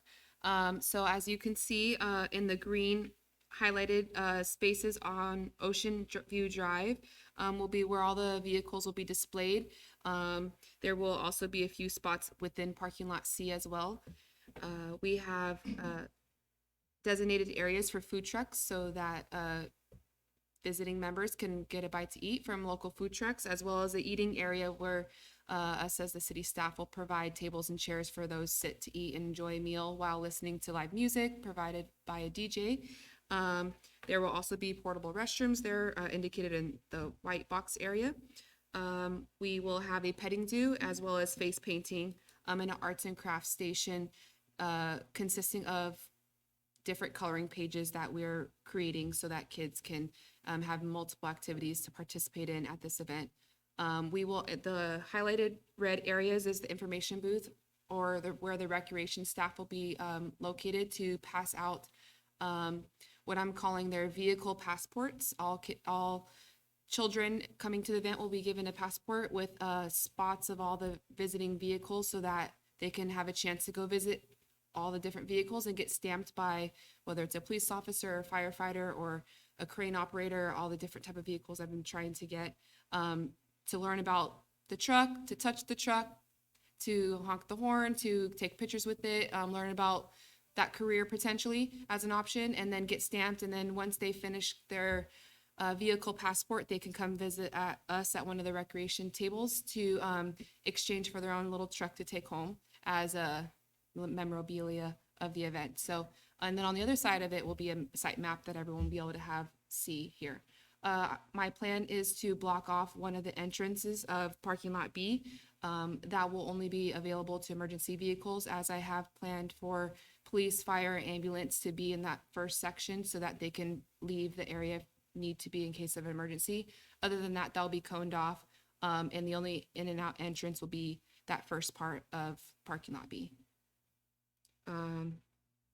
Again, this provides a great opportunity for educational component. College may not be for everybody, and this can help introduce a lot of different career paths for people. And this is also the first event of its kind in this area. There are other cities in the county that have had this event in the past, but this will be the first one in this side of the grade. So, and it's an honor to bring it to Port Hueneme, so that I hope this can be an annual event here at the beach. All right, and then the final slide, please. It is recommended that the city council adopt the resolution that conditionally approves SUP number 21-22. And this Does concludes our council report. have some questions, starting with Councilperson Gama? Yes, if we know of a particular operation that may be interested, could we send them to your direction, or is it already closed out in terms of the amount of trucks and you're gonna have? No, please, if you know of a company or someone who wants to have their truck displayed and be a part of this, please contact me and I will definitely give you the information. Okay. I don't have any comments or questions, but I have comments. This is very ingenious and a way to be creative. So thank you for doing so, and hope to see more of your creativity for the next year. Yeah, I would just kind of reinforce that. Ever since you've come back, ever since you've started with us, you've come up with some really creative takes to re-energize the recreation department, and touching base with a lot of different age groups. On a side note, I thought it was very good that you had the Senior Citizen Day just recently to recognize that portion of the community. How long will the area be blocked off to be able to put off this event? When will they start blocking this off? Well, once I have the approval from council, I will begin finalizing details of those for the event. Each participating vehicle has sent in or will send in their form with contact information and type of truck they're bringing, so that I will assign arrival times to each vehicle, so there's not a whole line of everyone showing up at the same time. The recreation staff and other help from city staff will be there earlier to prepare the lot, block off the necessary entrances. And the event will be open to the public from 11 a.m. to 3 p.m. And vehicles will be all arrived in their spots hopefully by 10:15, 10:30, so that they can close off the streets for pedestrian access only. So the goal would be to kind of shut it off like early in the morning that day?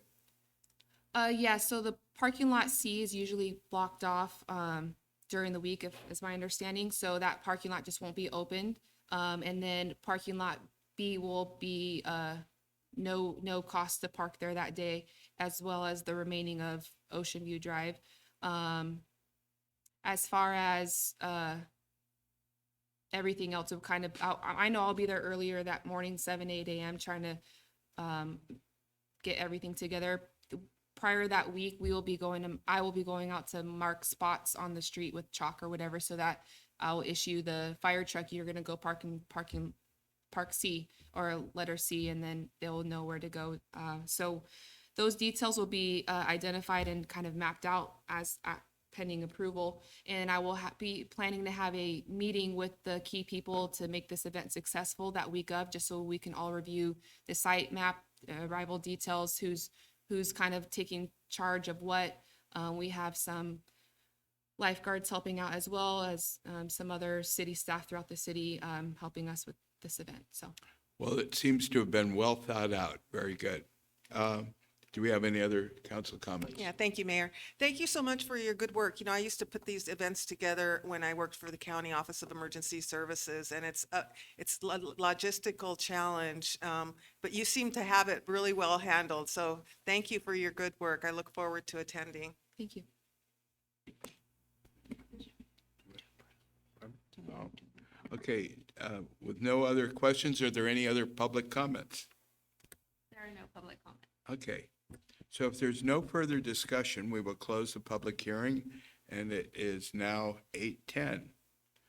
We have before us a recommendation to adopt a resolution entitled, "A Resolution of the City Council and the City of Port Hueneme, California, deeming a temporary event exempt from the California Environmental Quality Act and conditionally improving a special use permit number 21-22, Recreation Department's public event known as Touch a Truck, located on 550 East Surfside Drive and Ocean View Drive, and take such additional related action that may be desirable.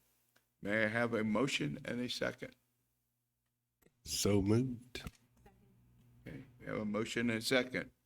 Madam Clerk, may we have a roll call vote? Councilmember Gama. Councilmember Perez. Yes. Councilmember Hernandez. Yes. Mayor Pro Tem Martinez. Yes. Mayor Rollins. Yes. Thank you for your creativity. I'm looking forward to it. Thank you. So now we move on to number 13 in the agenda, fiscal year 2022, 2023 capital budget. Will staff please present a report? The Finance Director, Lupe Acera. Do I have it? It's not working? Got it. Oh. Good evening, Mayor, Mayor Pro Tem, City Council, and staff. So I'm here tonight, this evening, to present to you the capital improvement projects, strategic plan, and if we can start with the first slide, the next slide, please.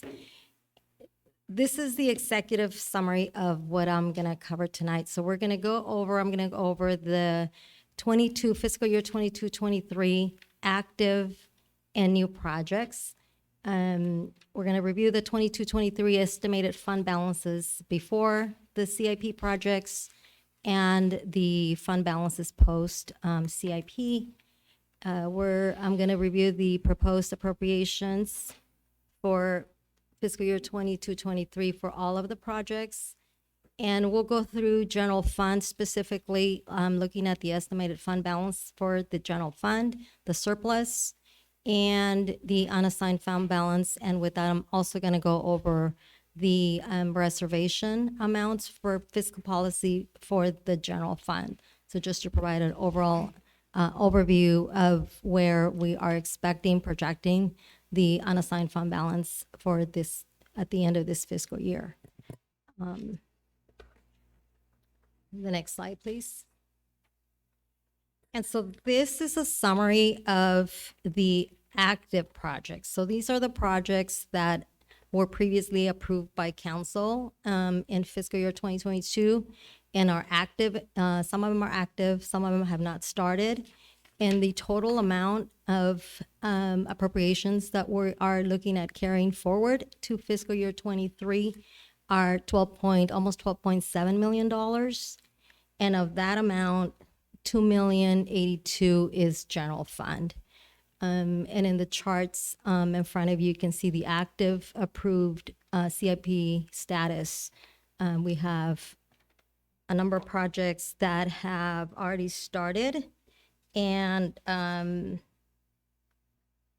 some have not started. So the total number of projects are 38.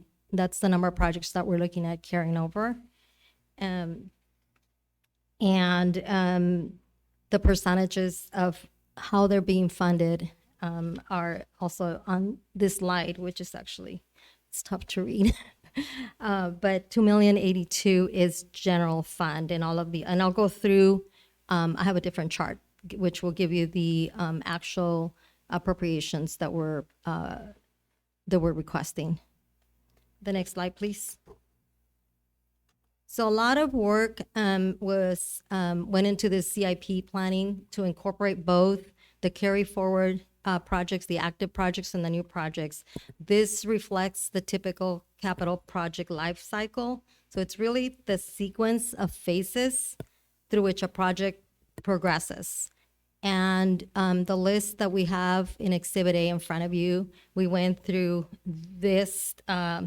It's going to go through the sequence of phases, but the sequence of phases, as you can see, includes the initiation of the project, planning, the execution, then performance monitoring of the project, and then closing out the project. So that is going to be going forward. Once the projects are approved, that is going to be the life cycle of the project. The projects have all been incorporated into a new tool software that Brick introduced to us, our city manager, where we're going to be tracking each of the projects in accordance to the life cycle and these phases. The next slide, please. Now, these are the new projects for fiscal year 2023 that we are requesting appropriations for. The total amount of the projects is $3.2 million. 1.3 is general fund. $1,357,000 is general fund. And again, the chart reflects the percentages from the various funds. And then on this, I'll have a chart on the next slide, please, that shows in dollars. Next. Okay, so here you can see by fund. I have the fund descriptions and then the estimated fund balance before the project. So for every fund, if we go through the first one, which is general fund, the estimated unassigned fund balance at the end of this fiscal year, 22-23, is estimated at almost $11.3 million. And then our estimated CIP is 3.4 million, 3,440,000, and that is for both. That is for the active projects, and that's for the new projects. And so we're looking, if these projects are approved, having an estimated unassigned fund balance in the general fund of $7.8 million. And that same math follows for the rest of the funds. All of the funds, that's the estimated fund balance really at the end of the fiscal year. And those numbers are based on the approved budget for fiscal year 22-23. Next slide, please. So on this slide, I really wanted to focus just on general fund and just taking a look at where we expect the general fund surplus in this case for this year. We're expecting a surplus of $945,000 for the fiscal year. And that again is based on the adopted revenue of $25.5 million. And then we have operating expenses, which are projected at $24.5 million. And in those operating expenses, the salaries and benefits include the $16.4 million, includes the impact from the SEIU agreement. So that's already been included in that number.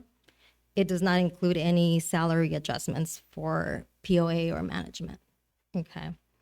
And then the operating expenses are the council approved appropriations for fiscal year 2023. So $8.1 million. And that includes the appropriations that were approved, I think it was like a month in July when we met. So we had what I would call non-recurring expense appropriations that are already in this number, may not occur going forward, and that's about $800,000. And those are items like the OpenGov software, the Parks and Recreational software, cloud-based email. So we have a couple of appropriations in this fiscal year that are in that 8.1 operating expense number. And so at the end of the year, based on what we know today, we are expecting to end with a surplus of $945,000 in the general fund. Next slide, please. In this slide, I wanted to show the estimated unassigned fund balance in the general fund as of July 1st, 2022. So really where we're estimating we ended as of the fiscal year 22 now. I just want to make a comment. 22 has not been audited yet. We're just starting our audit process, so they're unaudited. This is an unaudited number, but the estimated unassigned fund balance is projected at $10.3 million. So when we add the surplus of $945,000, we estimate that at the end of this year we'll be at almost 11.3, and that is before the capital improvement projects. The capital improvement projects are $3.4 million, and that's both the active projects and the new projects combined. So those are their appropriations for both, for all the projects. And that would leave an estimated unassigned fund balance net of that CIP of $7.8 million. That number represents the spendable fund balance that's not in any other classifications such as reserves or anything else. So that's the amount available for debt management and other uses, okay? So in this next slide, I want to show you the roll forward of the total fund balance for the general fund. So the first number is based on the act for the audited financial statements. The last audited financials was in June of 21. And that $24.8 million, that's the fund balance. Then from that fund balance, if you recall, we have some reservations per fiscal policy. So I'll go through this. So we started at 24.8. We know that's an audited number. We're projecting in fiscal year 22 to end at a surplus of 3.169. That's our estimated surplus. And in 23 at the $945,000 that I spoke about. And so when we add those numbers, our estimated fund balance at the end of this fiscal year should be 28.9, almost $29 million. And then what I did is I recalculated the reservation, the reserves that we have based on fiscal policies, based on the new numbers, because some of those are percentages. And the reservations, reserves, if you will, there's $17.7 million is what we're looking at for reserves. And that leaves that unassigned fund balance of 11.2. And again, that's before the CIP. So once we net the 3.4 in CIP, 3,440,000, we are estimating 7,836,000. Next slide, please. And then I wanted to show you, this is how the math works out for the reservation amounts, the $17.7 million. This is what we have in our current fiscal policies as of today. And so we have funds, a reserve for economic uncertainty. Policy says 6 to 8 months. I have 6.5 months in here of operating expenses. So that's that 13.292 million. Catastrophic emergency, it's 10% of our operating, and that's the $2.4 million. We have compensated absences. That's 50% of what we estimate the long-term liability is for compensated absences. So we take half of that. Person medical, almost $1 million. And that one, the calculation is, it's really 1/5 of 2 years of PERS and medical expenses is what that number is. And that's how it's written in the policy. So we put 1/5 aside. And then risk management is 50% of our risk annual expense. And so that's that 17.7 that our reservations that are being deducted, if you will, excluded to come up to the unassigned of 11.2, just to recap. And then after the CIP, we're at $7.8 million. Are there any questions? I know there's a lot of numbers. So with that, I don't know if there are any questions, or do you guys have questions, or you want me to go to? Pretty much going to summarize my. Councilperson Hernandez. Yeah, thank you for your presentation. We didn't have some of the documents that you have on your slide, so if we could get copies of those, I would much appreciate it. Sure. Mainly the budget numbers that you provided are not in the packet.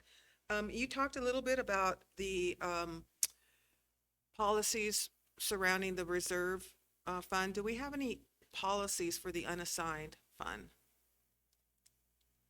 We have policies that we need to update in regards to cash management, investment. We do have policies. They need to be updated. The unassigned is really the funds that are available. And then based on the policies, once we update these policies can determine how some of those funds, are spent or allocated, I should say. Mhm. And then I noticed for the catastrophic expense, you have 10% allocated. Is that common to supply 10%? Because it seems kind of like $2 million. I know that we get reimbursements, but I mean, in catastrophic, that's pretty bad. Yeah, again, that's per the policy. Actually, some cities just have like the economic uncertainty, and you can capture that. You can capture your reserves in one line item. We have two different line items. I see. Okay. Yeah, so the opportunity, Rick and I have talked about revisiting, just looking at the policy, at the reserves. As I mentioned, we need to revisit some of the investment policies. And the unassigned fund balance, really, that's what it means. It's unassigned at this point. And we need to revisit what policies we have in place as far as addressing debt management, investment, and decide how that number, how we use up those dollars that are in the unassigned, including capital, ongoing expenses, one-time expenses. And when will you be coming back to city council? I had some issues with our investment policies. I just wanted to know if we'll have an opportunity to weigh in on that. We're in the focus up to now was on just getting the CIP, but we are touching, we have been in conversations in regards to specifically the pension modeling. And so we're gonna couple that with the investment because that goes hand in hand. So investment and pension are gonna be the next target that we're gonna target, the next policies that we're gonna look at updating. And you'll be bringing those before We will be bringing those before council. Okay, good to know. Excuse me, Mayor, if I may piggyback? Sure. We have developed relationships through one of our procurements and modeling software called GovInvest. They have a series of subject matter experts that are and will be assisting us with developing a comprehensive investment, debt management, and fiscal policy. We will look at everything related to how we deploy our sitting cash in order to potentially create additional revenue as a result of that, and also to look at our debt management opportunities through both modeling software, but through mentors through the GFOA, so the Association of Financial Operatives in City Governments, and then we have a host of subject matter experts through GovInvest and some other agencies that are participating in us evolving our fiscal policy. I get a little bit fuzzy when I start hearing investment being thrown around in a public meeting in a public agency. I do know that there are very strict rules regarding investment, so our options are very limited. I also understand that we have a 115 trust that we haven't funded, and that gives us a little bit more leverage in the kind of investments that we're looking for, or that are available to retire our unfunded liability with retiree pension obligations. So generally speaking, like, how many options are there for a diversified investment program it has to go through the county governance, right? Not necessarily county governments. We're investing at LAF, which is LAFCO, right? LAFCO, which is a very safe but not very productive deployment of our cash for investment purposes, although we're making some return on it. There are limits with how and what we can invest in. And so we are going through a comprehensive due diligence to see what those options are. And yes, we want to have those conversations. We're right now in the discovery phase and organizing options and then doing the modeling so we can bring that back to council. But you're absolutely right. Investing public funds is, and any funds, is precarious unless you're doing it the right way. So we want to make sure that happens Right. exactly as you described. And so I just want to be clear. Councilman Brown, can we have two components of our 115 trends. One is the OPEB and one is our retirement benefits.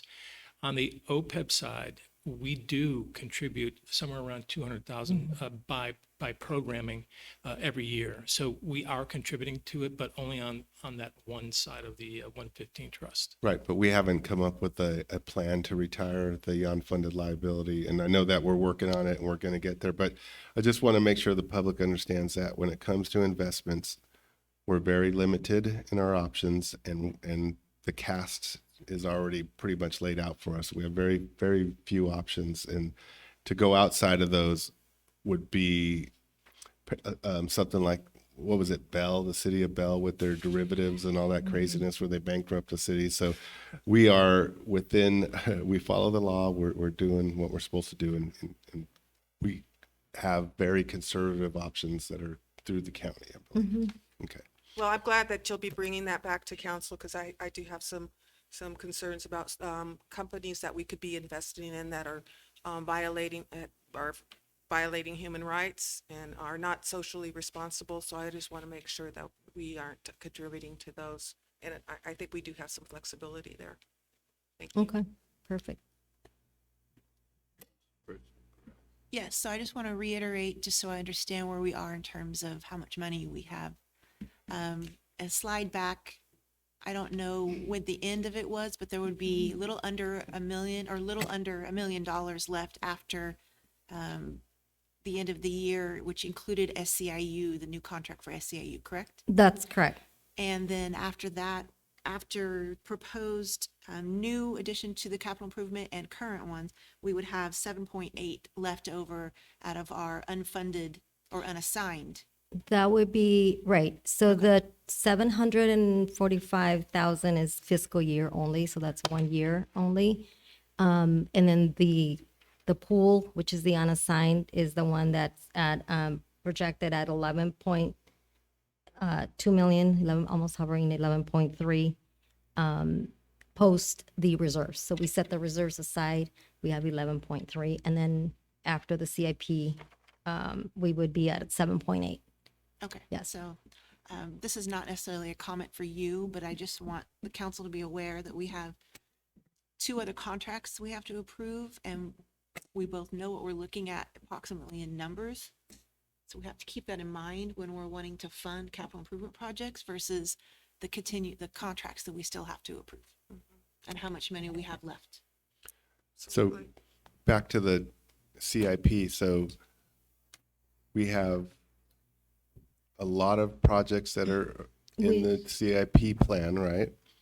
And do we have a total of all the projects? Because I think if my math is correct, if we were to execute all those projects, we wouldn't have a balance. Is that accurate? I mean, we have a 5-year plan, right? We do have a 5-year plan. None of those projects that are not on this capital budget are funded. So we will review that five-year CIP in the next fiscal year cycle. We're going to start doing that already. We're collecting projects as we speak. We're teeing them up and prioritizing them as well. And so occasionally within that window of development of the 5-year CIP update, there are things of an emergent need that need to be incorporated in the capital budget that we can always consider and bring to council if a project rises to that that status. But every year we'll go through that same process. We'll review the 5-year CIP. We'll identify projects that were unknown when we did it in the past, and then we'll go through another capital budget and focus on that next year. Is the reed abatement a capital improvement project? It's included in the approved projects that you have. It's a year-to-year continued funding, and so the 3 years of the reed abatement are a piece of what's already funded, and it would be a carryover, an active project that we're going to carry over the funding from the prior year in order to support that. And Dog Park, probably the same. Dog Park is funded, and it's one of those projects that has been identified as in work as we complete the plan for it. And then for this next year, how many projects of the top? Then we went through and prioritized our projects. How many projects do we anticipate being able to complete? Well, we had, the anticipation is a lot of the projects that are on the carryover have multi-year components to it. A lot of the projects on the new are a annual contribution and will, over time, will convert them to the operating budget. Sidewalk repair, water valve maintenance, all those kind of things are more operating budget. And so those will be executed every year. Then there's other ones that, like the cross space pipeline that our Public Works Director refers to. That is a multi-year project that will have to carry forward. So there's a mix of those projects that have a long horizon and other ones that have shorter horizons. So we can't complete all of them, but we want to continue funding and also put a focus on the life cycle elements of each of those projects, and using some project management software we've incorporated and we're using to manage these projects. We want to put a keen focus on moving through that life cycle for each one of the projects. I just got one more comment or question. I noticed that another coral tree failed today. Luckily, nobody was injured, no cars were struck, but it was a very large failure. And if let's just say there's a new study comes out and it says coral tree's bad, you must eliminate all of them before someone dies. How that would have to be added to the CIP project, right? I don't know if it would be CIP, it would be more maintenance. Okay, so then, but so to go in the operating budget. Yeah. So my question is, like, when a emerging risk comes up that we have to deal with that we didn't plan for, then we would have to shuffle this list and try to put safety to the forefront. A valid risk that can't be mitigated other than one solution that this is how we would bring it to council, approve it, and move forward on it. Right. With regard to the tree, though, one of the reasons we brought on a landscape supervisor that has arbor certification, he has been directed, and it happened before this tree, to go and inventory and inspect every coral tree, and then develop a plan for removal or trimming so that we can mitigate that particular risk. So that is in work before the tree fell today. Right. On average, I think at least over the last 5 years, with city trees, we have about 12 or not total failures, but some sort of failure every year. And they're not all coral trees, but it is something that will happen when you have mature trees. Right. And so I just want to know that there is agility to adjust for risk and safety to things that, in other words, it's not in the CIP plan, we can't deal with it. But if there was something that came up that is a risk that we have to deal with, then we have to find a way to deal with it and put it to the top of the list. Yes, for viable risks that we cannot mitigate in any other way. Yes, Okay. sir. Thank you. Councilperson. Yeah, thank you, Mayor. I had the opportunity to talk to Assemblyman Bennett's aide, who was asking if we had any particular projects that we would want Assemblyman Bennett to carry for us. So I think maybe staff can put their heads together and see if there's anything that we'd want him to champion for us, budget-wise, and then also, I noticed that the library parking lot is on here, and we have a grant I think we're going to go after this year, right, for the libraries? Okay, so, and I don't know if a match is required, so maybe that's something we'll have to consider, or even talk to Assemblymember Bennett, see if he can help with that. Councilperson Hernandez, were there some criteria as to what he would be able to fund? Well, that's something staff Well, I will work with Assemblyman Bennett's staff to see what the specifics are and see where we have potential project alignment, and then pursue that. That'd be great. And I'll send you her contact information. She lives here in Hueneme. My one question, a while back, council had established like what reserves would be viable to make it a healthy budget and economy. With all this being said and all these different things, where would we be at as far as? One of the things we're looking at is through our GFOA resources and best practices, we're looking at a variety of different reserve policies. I think staff would agree the current policy we have, although it's conservative, it's a little bit restrictive. And we'll have to take, and we are taking a look at what that means and what is the kind of the right risk in order to retain funding, in order to compensate for should we have to use it. So and our finance director can probably share more with you, but that's clearly one of our objectives when we review our policies. Okay. Thank you so much for the presentation, Lupe. One of the things that I wanted to ask is the lighting at Miranda Park and the volleyball courts part of this? And even the city hall break room? Yeah, they're in here. Yes, both of those projects are part of the new project list. That is, if you have a packet, it would be in the white, not the blue shaded projects. Yeah, the new ones are the last part of the exhibit Ours A. isn't shaded. Oh, you're not shaded. I'm looking at the right one. I think it's on the first page. It's in exhibit A, the worksheet that has all the projects. It's new recommended projects. Actually, for Exhibit like the city hall break room remodel, it's, the project code is FA 2305. About 6 line down. 2305. Oh, yeah, Uh-huh. City Hall break Yeah. remodel. It's on there for FA 15,000. 2305.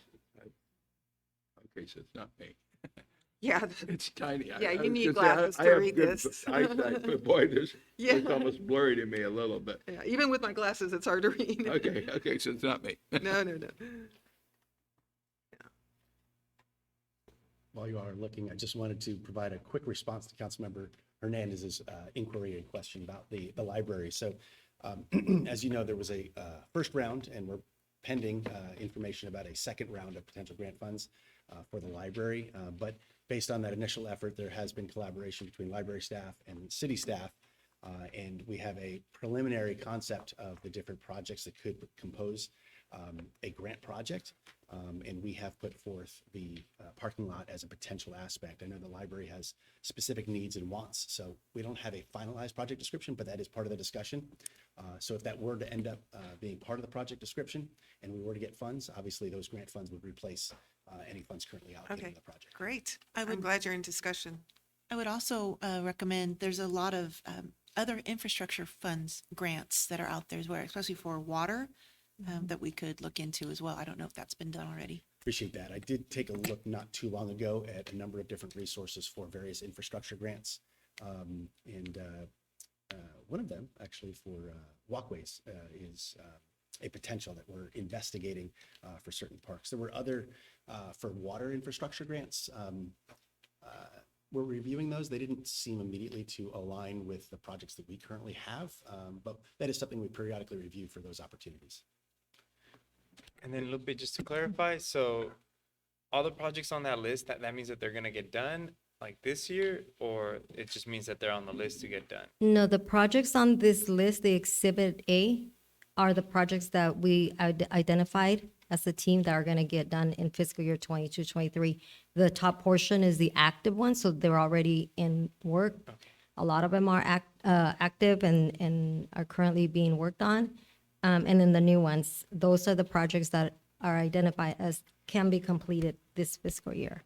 Thank you, Lupe. I just want to make one more comment. I appreciate you bringing up the library parking lot because it by far is the worst parking lot in the city. And safety, there's root problems. It hasn't been striped. It's gravelly. It's so so in my mind that's one of these risk, to the top of the list because it's in need of serious remediation. So is it on a priority list to be fixed, or is it we're waiting to find funds to fix it? No, once you approve the project, it'll be funded, and now it's a matter of where it arrives in stacking order. Right, So but with I'm this- focused on it because it is a risk management. I mean, it's like this in the parking lot. It's really Yeah. dangerous for elderly and children and. Yes, sir, and I concur. So this project management software tool that we're using allows us to assign prioritization for each one of these projects. So, we can send anywhere from super high priority or all the way down to normal or low priority. So that is going to help us stack processing along that capital project lifecycle continuum for the highest priority projects first. Some of these projects, each one is a little bit different on, best time of year and all those types of things and permitting and whatnot. So that's going to be part of the challenge, but, things like that will receive our highest priority. Most of our enhancement projects are at the highest priority. All our ARPA projects are at the highest priority. And so we will continue to push prioritization using our software on our project management tools. The library parking lot is in the 22, so it's in the carryover projects. It's PK 2209. So it's park. PK that's the project code, and it's $120,000 from the general fund. There it is. Move to approve. Okay. So let's, Second? okay, so I have a motion, and a second, room, so good. Madam Clerk, can you please take a vote? I just want to state for the record, there were no public comments, and then we'll go ahead and go with Mayor Pro Tem Martinez, Yes. Councilmember Hernandez. Yes. Councilmember Gama, Yes. Councilmember Perez. No, I think we should wait. We And- have 2 contract negotiations we still have to do. And Mayor Rowland. Yes. Motion approved. Thank you. Okay. So this time we have city manager comments and reports. Thank you, Mayor, Honorable City Council. I have a few items. I'll say the best one or the worst one for last, depending on your perspective. I sent out an invite to City Council, and it will be published through our social media and our website that we will have a formal dedication of the Ellis Green tree on the 12th of September from 10 to 11. We've coordinated with the family. They expect about 30 guests, family guests, and of course, staff will participate as well. This Friday, Reach asked me to remind the public and City Council that they're going to have, I think, 35 commemorative bricks that they're going to install. That'll happen between 1 and 3 on Friday afternoon. The first of our fall series of movies was a huge success. This next one is probably going to even be more so because we'll lead it off with the Councilman Mayor Pro Tem Martinez's basketball competition that's gotten to be pretty popular, and the movie Space Jam. No surprise there. Taylor talked about our Touch a Truck.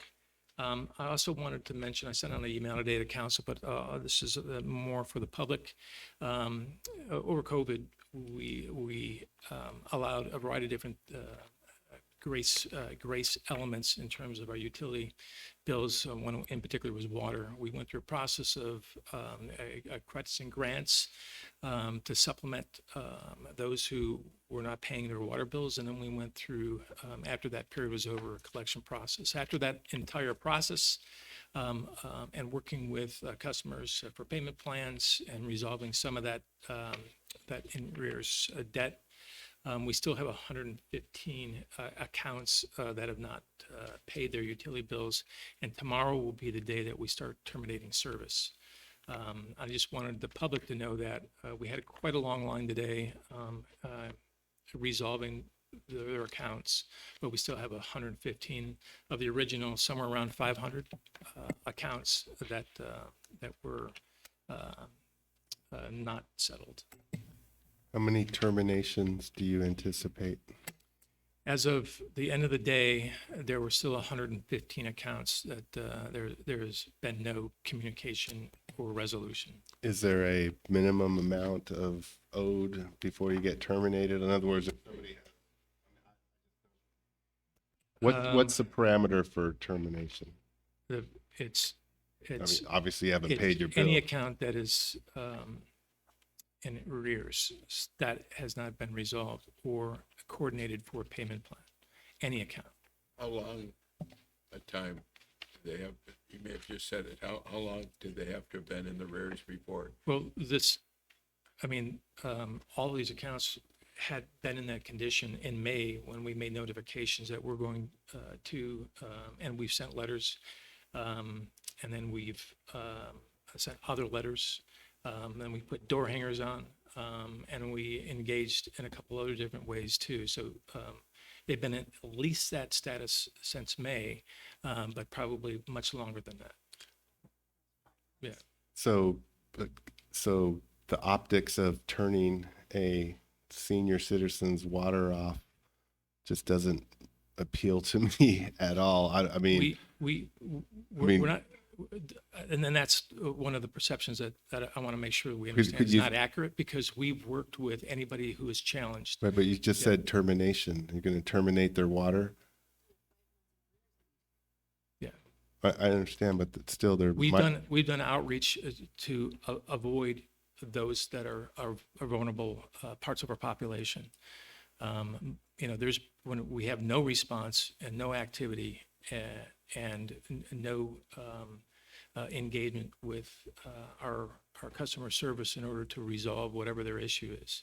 But we have been doing outreach for people that are vulnerable, and we have made special arrangements for that. and what's the average amount of outstanding?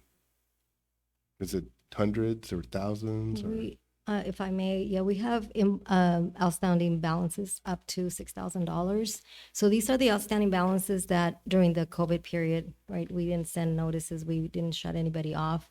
But since we started, let me backtrack a little bit. We did get funding from the Water Arrearages Program. So we did credit customers' accounts. I think it was almost $500,000 combined from the two different programs that we got funding. We provided the credit, and we're working with customers to set up plans. So if they come in, we have sent notices. We're working with every single customer and being very flexible to set up plans up to 12 months. We had like a standard plan that we wanted to start with, but if someone cannot meet that plan and want to extend it longer, we are working with all of the customers. These are customers that we really haven't heard from. We send notices, demand notices. We started with friendly reminders. We send the door hangers. We called the customers that had the large accounts initially.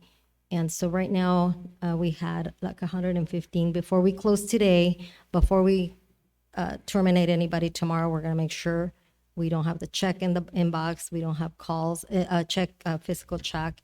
But we're probably going to be just at the 100 customer or shut off. I just want to hope that we can demonstrate to anybody that gets terminated that we've bent over backwards. We tried.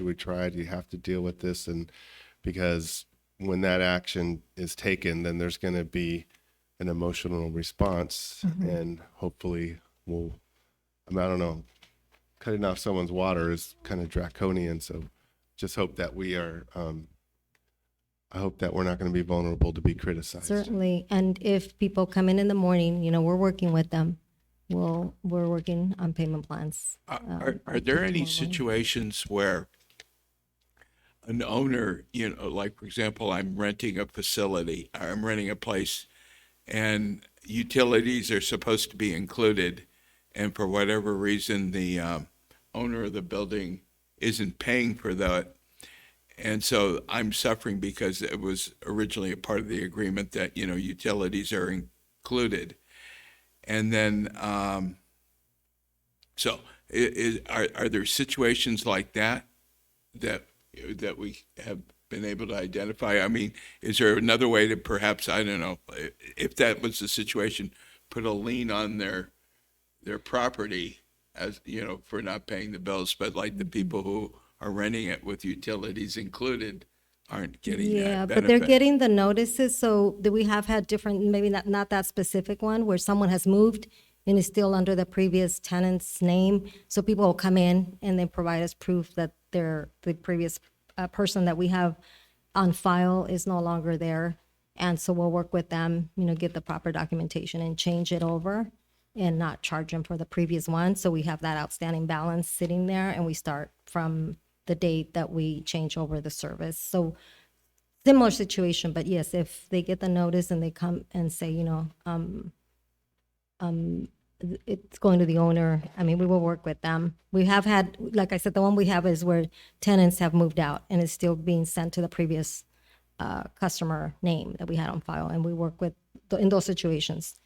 I just, if there's 100 of these facing termination, there's probably 6 or 7 heart-wrenching stories that would be very bad optics. And that's what I'm just trying to make sure that we're prepared for. Can before we terminate 100 people, can we get through that list and try and figure out, you know, which one is that hardship? I mean, I don't know. I just figured with 100. I understand and you know what I'm appreciate saying? your concerns, Councilman Agama, and that's why we spent the last 5 months engaging people, reaching out to people, and this last group of 115 are people that just haven't responded, and for whatever reason.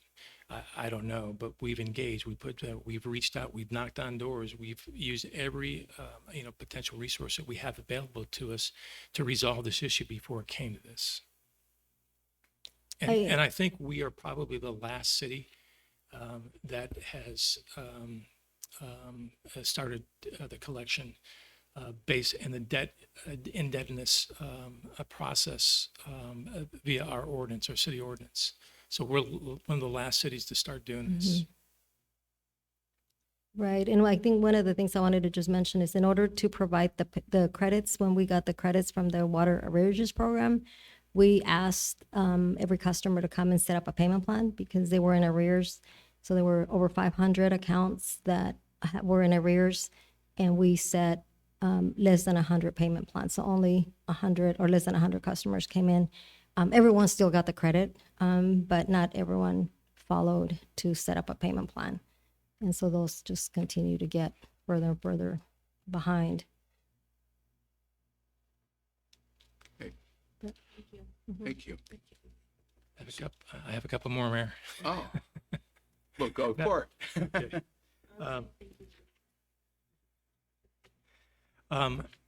An infamous anniversary is coming up on Sunday, 11 September. It's been diminished in terms of memorials and those type of things over the years, but I've been asked to speak at the Navy base, who's going to do an event on Sunday, and I wanted to invite anybody on council who would like to join me to do that on Sunday at 10 o'clock. And that is the only known 11 September memorial that I know of in the county. Actually, the fire department does a flag ceremony every morning, every 9/11 morning at 7 a.m. Thank you for correcting me. You're right. Okay, and the last thing I have is our beloved Chief Salinas has authorized me to let everybody know publicly that he is officially announcing his retirement from law enforcement. And his last day will be on 31 December. We will immediately contract an executive search firm and embark on a selection process that will hopefully return a unbelievably qualified, legacy fulfilling candidate to be the next chief of police before he leaves. And with that, I conclude my comments. I have a question. Yeah, I do too, but I'll let you go first. Thank you. On the search firm, are we going to seek out a new search firm? Or are we going to continue to use the one that we've used before? I, Avery? I, how are we I going haven't about- decided yet. I have some, I have about 3 or 4 options I'd like Okay. to And consider. then will council have an opportunity to weigh in on what we would like to see in our police chief? Yes, Provide some framework for that? Exactly. Chief Salinas will be very active in developing the selection process with me and our HR staff, and selecting the right executive search firm to do that as well. It's important. There's several roles in the city, obviously, that are important from a community engagement perspective, and the chief of police is one of those. And it's imperative that council participate in that process. Thank you. So the exact date, when will there be, because this process will take a while, what's the management's plan as far as acting? Will that be somebody within our staff? Our goal is to have a replacement before the 31 December. Okay. Yes. Yes. Okay. I just want to piggyback on what Council Member Hernandez just raised, is that will this process start with the council? Because it sounds like you already have a process lined up. We haven't started anything. We haven't done anything as of today. Okay. Nothing has been started.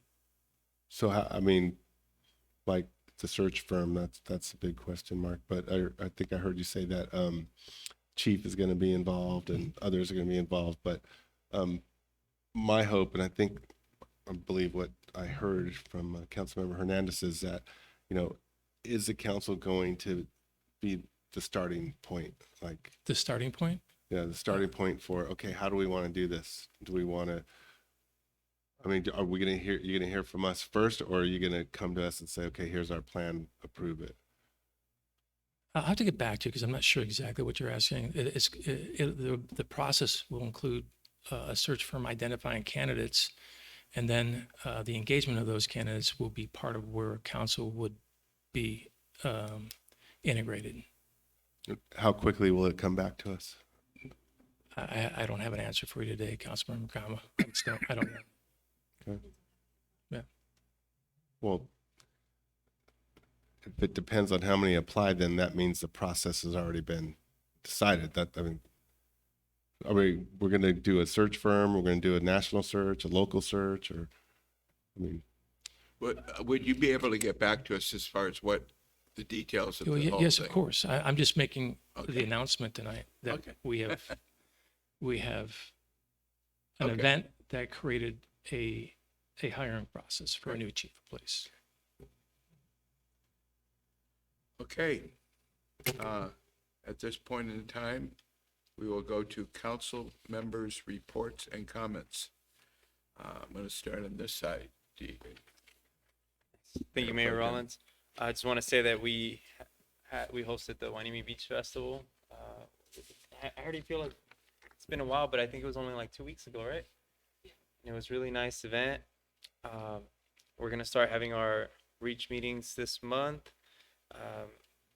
Pay attention to the date for the basketball movies at the night, and I'm also gonna be hosting basketball skills challenges. It'll be on the 17th, so I think I'll be able to bring it up one more time. It was originally going to be at Miranda Park, but it's been moved at the beach, and Taylor Penny, she's going to be putting out basketball courts out on the beach for us. So I think that's going to be pretty cool on one of the parking lots. And it's going to start at 6 p.m. and then the actual movie is going to be at 7:30 p.m. Councilperson Perez.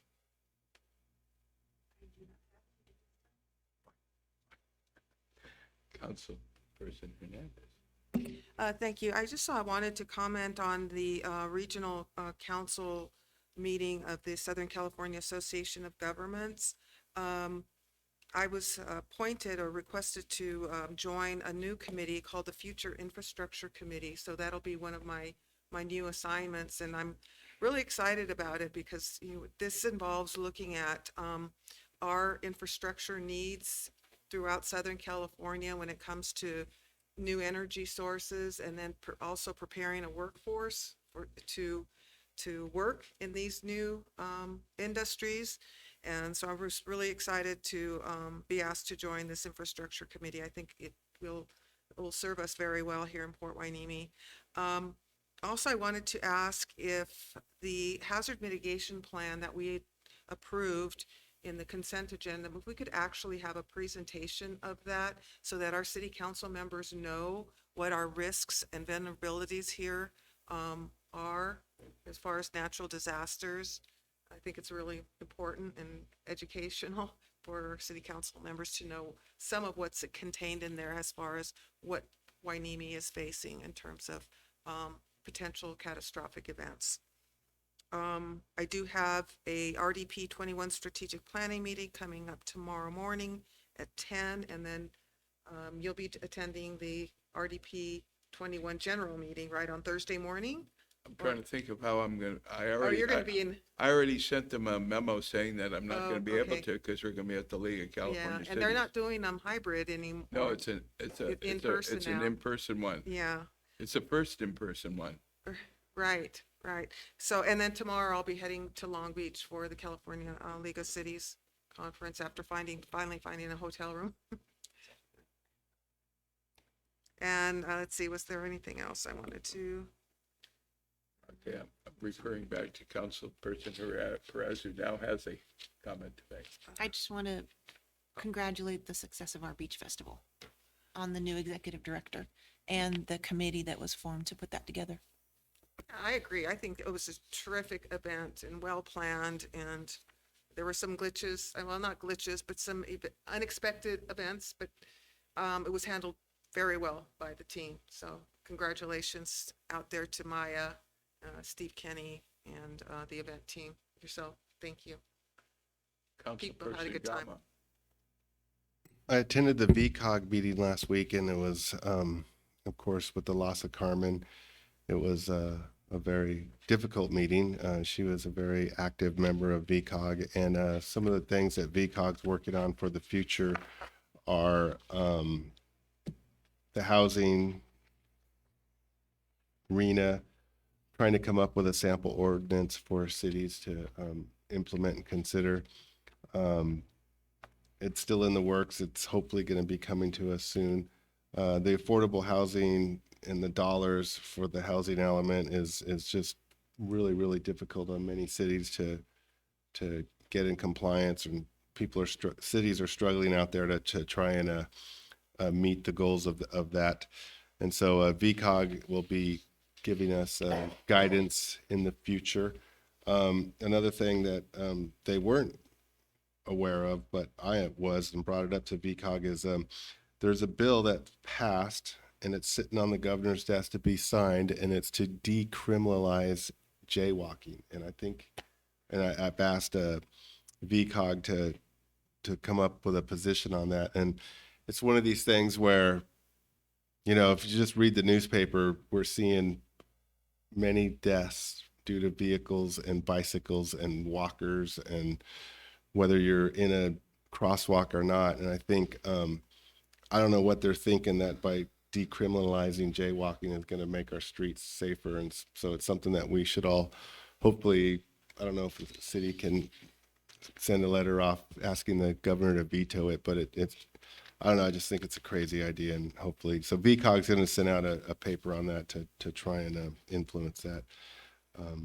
Also, excuse me, Councilmember Gama, are they sending out a draft letter for cities to use or send? They're going to send a letter from VCOG asking the governor to veto it. Okay. Apparently, there is a real simple way to say, "Hey, governor, veto this," and you could give your reasons why. But you know, I see jaywalking all over town, and I'm driving down Ventura Road, and all of a sudden you see somebody in the middle of the road, and it's startling at times. And you know, so hopefully. What's the number of that legislation? I don't know the number. Oh, okay, because SCAG takes positions as well, so I'm just curious. But yeah, it's been passed. It's on his desk. Whether he's going to sign it or not, we don't know. But apparently it could sit there for 90 days and then it becomes mute, the way I think it works. So I was in communication with Carmen's office. I knew that she was going to be at the port for the SCAG tour, and I was trying to make arrangements so that we could tour the dredge area. I have a very unique vantage point from my work, and wanted to, continue on that education process for the dredging, and being that this was going to be Carmen's first go around as a supervisor. So, we have a tremendous void to fill, and I'm trying to make sure that we could somehow fill that void. I've reached out to Supervisor Levere and asked if he would be interested in coming out and taking a tour, as well as Carmen's office staff. And we've been making such great progress, and it's just such a tragedy, and so now we have to figure out how to fill that void. So if anybody's got any good ideas, now's the time. Let's see. I think that's it. Just a couple informational items. They're going to be having a water drought workshop through the County of Ventura from 5:30 to 7:30 on September 7th. They're going to be talking about the different problems that are arising, and then provide community members and city people with different kinds of strategies on how to deal with it. I'm going to be attending the Gold Coast Transit Board meeting on Wednesday, September 7th. A couple of weeks ago, I got an opportunity to ride on one of their new hydrogen buses, which seems to be the trend that they're going to, instead of electric buses, because while they'll be more expensive initially, they'll last longer. A few weeks ago, I attended our first Museum Claret. They'll be making a presentation, my understanding is next council meeting, as to some of the discussion points. I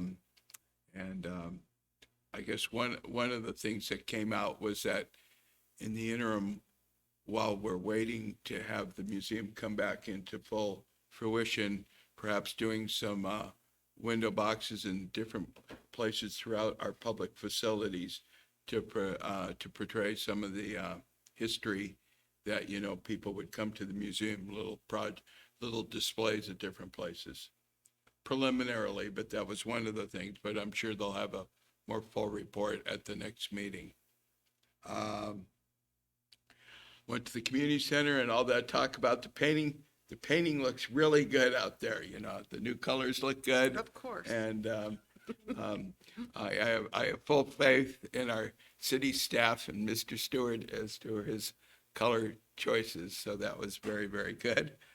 I went to the Hueneme Bench Festival. I invited a lot of people from not only my family, but other friends throughout the county trying to escape the heat, and they all had a good time. And let's see what else. That's about it. We now come to the point of future agenda items. Please, let me just pull it out here. But requests for future agenda items, and I will start on this end. Yeah, in a public meeting, couple meetings ago, we were asked to approve $14,000 additional funding for the SCIU investigation, and then I think we took a vote to bring it to an agenda, and I think it was 5-0. And I was wondering, are we going to bring that to a closed session agenda, like we voted, or is it done? I defer to the city attorney, but I think he said that is not appropriate for closed session. That's correct. Councilmember Gama, I provided a memorandum to the council on January 11th explaining that a closed session personnel item in this instance would violate the Brown Act in the opinion of the Attorney General and relevant case law. I followed up on January 21st in a memorandum to you further explaining my point and saying that I had not seen any change in the law or facts that would justify bringing a closed session item for council. Well, since you opened the door, how does the council evaluate the overall situation if you give us a summary and then you say you can't talk about it? Council cannot talk about the actual personnel investigation. Council can always evaluate the city manager or the city attorney. And we have been forthright with the city council about the methods employed, including how we selected independent investigators, our contacts with CJPIA, and how we utilized best practices to bring this matter to a close. So when employees tell us that they've had a recorded statement taken, we're not allowed to evaluate whether that was just or appropriate or not? If the council has no supervisory authority over that employee, the answer is no. Personnel records are confidential by law, and there is no public interest in invading the privacy of city employees in this instance. I don't think anybody's suggesting that. I'm just trying to understand how we evaluate you, the city attorney, and the city manager on a controversial decision. I don't see, and then we council persons are not allowed to discuss the situation. So I just find it not very transparent. So I guess it won't be coming up on a future agenda, is what you're telling me, even though we voted and asked for it. It will not. Under California Rule of Professional Conduct, Rule 1.2.1, I may not assist my client in a knowing violation of the law, and I know this to violate the Brown Act.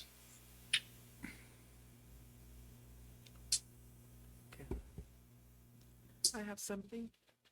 Yes. I did ask for a presentation on the hazard mitigation plan. I apologize, I said that during my comments, but I would like to see a presentation on that. No urgency, but you know, if it could be scheduled in the next 6 months or something. Also, Should we vote on these things like piece by piece, or? I mean, sure, I sure, sorry. So can I get a second on the hazard mitigation plan? Thank you.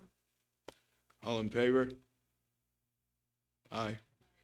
Okay, good to go. And then the other item I wanted to ask for is, at the last regional council meeting of SCAG, I heard a presentation, I believe it was from Rancho Cordova, who has a really good working community engagement plan. I was really impressed by the presentation and the content of how they go about engaging their community. And I would like to see us do that.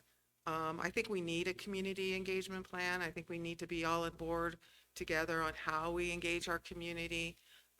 So I'd like to bring that to council, or maybe have staff look at that I'll Rancho second Cordova that. plan.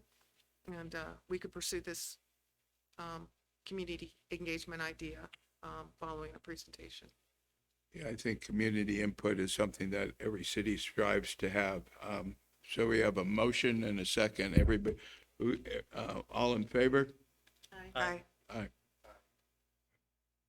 Okay, Oh, and well, can I bring- let's go one at, so Councilperson Gama, did you have any other things that you wanted? I just can't stop staring at Kevin. Bleeding there. What is?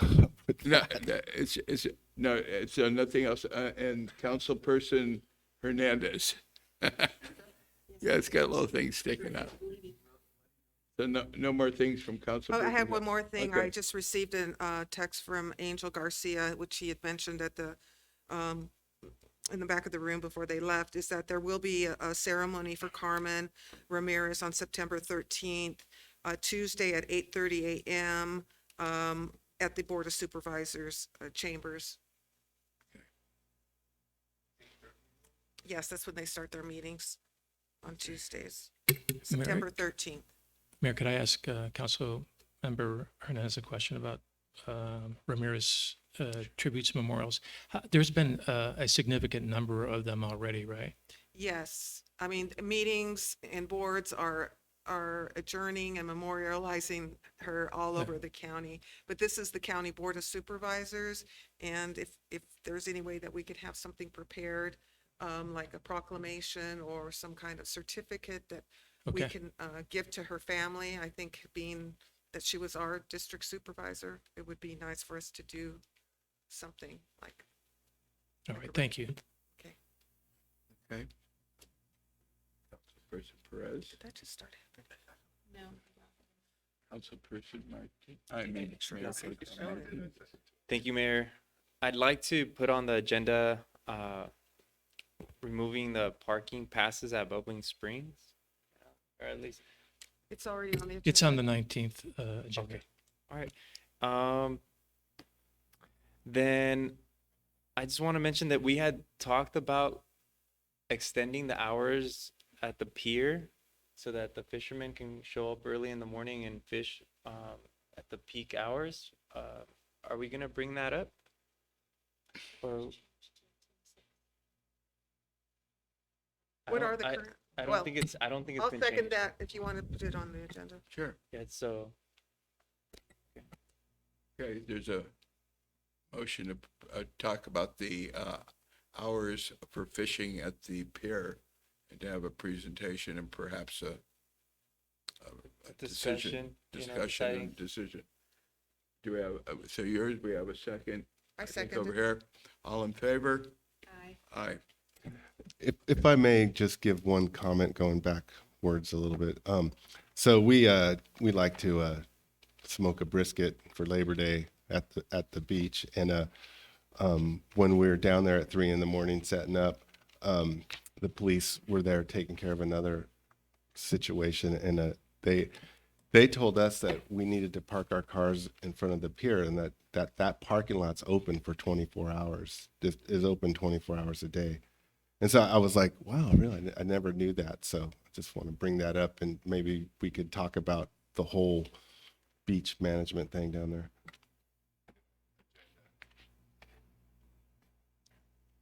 Okay. So we can piggyback that onto that discussion item. Okay, I'm gonna make part of it as a preface to this, and I think we talked about it earlier. Maybe it's gonna be the handicap mat.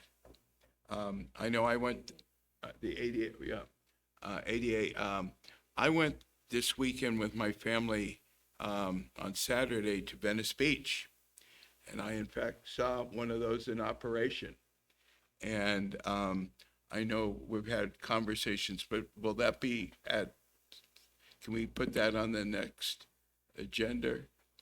Mr. Or- Connors mentioned earlier that we have one going into our beach. Okay, well then just kind of an it's- update or something. It's integrated with the Destination Playground project. Okay. Yeah. But my understanding was that we already had one, and someone had told me that we had already purchased it, and it's been over a year since I heard that, and I don't know how long it's gonna take for the playground to get out. And if we already have it, I mean, we might as well roll it out and put it out. We haven't purchased one. We only received $7,500. I'll send the analysis that we did of the project to council members, so you can see what the true costs in both the procurement of not only the mats, but the rollers to cover 400 feet, plus the projected maintenance hours that are not currently covered by any of our staffing. I think the actual cost is significantly more than that. So that's why it was held. But the bigger issue is, in order to call it an ADA compliant mat, there are 7 different elements that have to be satisfied. The grade is probably the big one, the width, the turnaround space, parking, et cetera, all have to be a thing. Because of beach and sand movement, you're going to have to recalibrate that mat, at least once a quarter frequently. So the alternative is to not make an ADA mat and use the Playground Destination project as your ADA compliant resource, and then install a beach access mat to make it easier for people to pull coolers and those type of things down to the surf zone.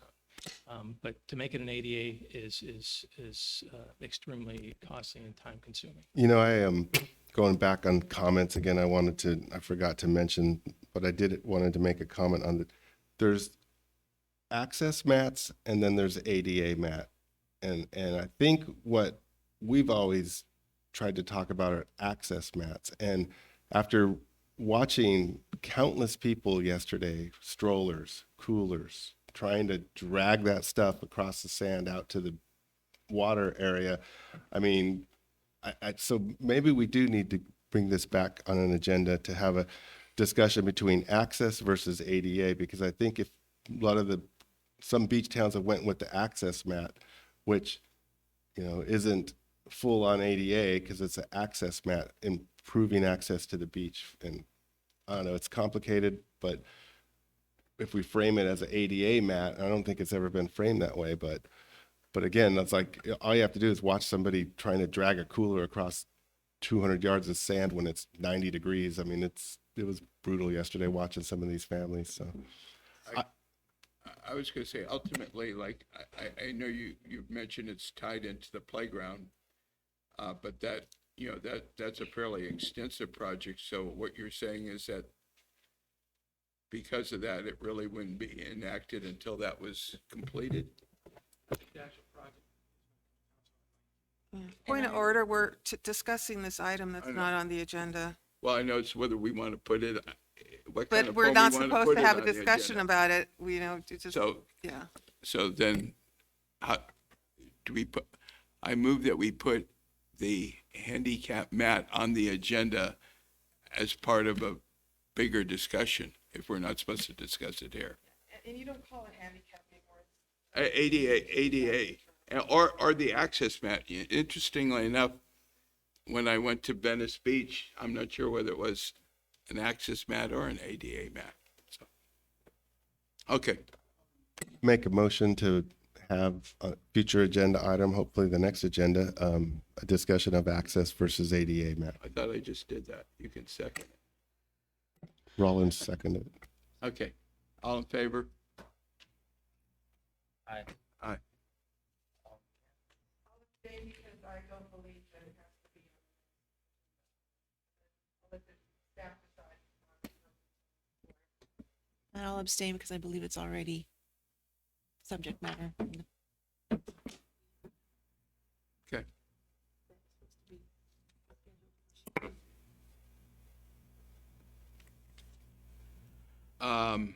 Okay. Boom, boom. Okay. And again, I think this is coming on the agenda. I just wanted to get confirmed regarding the snack bar presentation and the alternatives. It's going to be a special meeting. We are awaiting some input on alternate and more specific cost and pricing from our contracted architect. When we are confident we will have those details, we work with the council to schedule a special meeting specific to the what's really called a sports plaza from our Parks Master Plan, which includes a snack bar and bathroom. Yeah, I guess, and timing, without putting any particular date that comes back on, my concern is that with the spring coming up, that we're doing something that will be viable for dealing with the snack bar.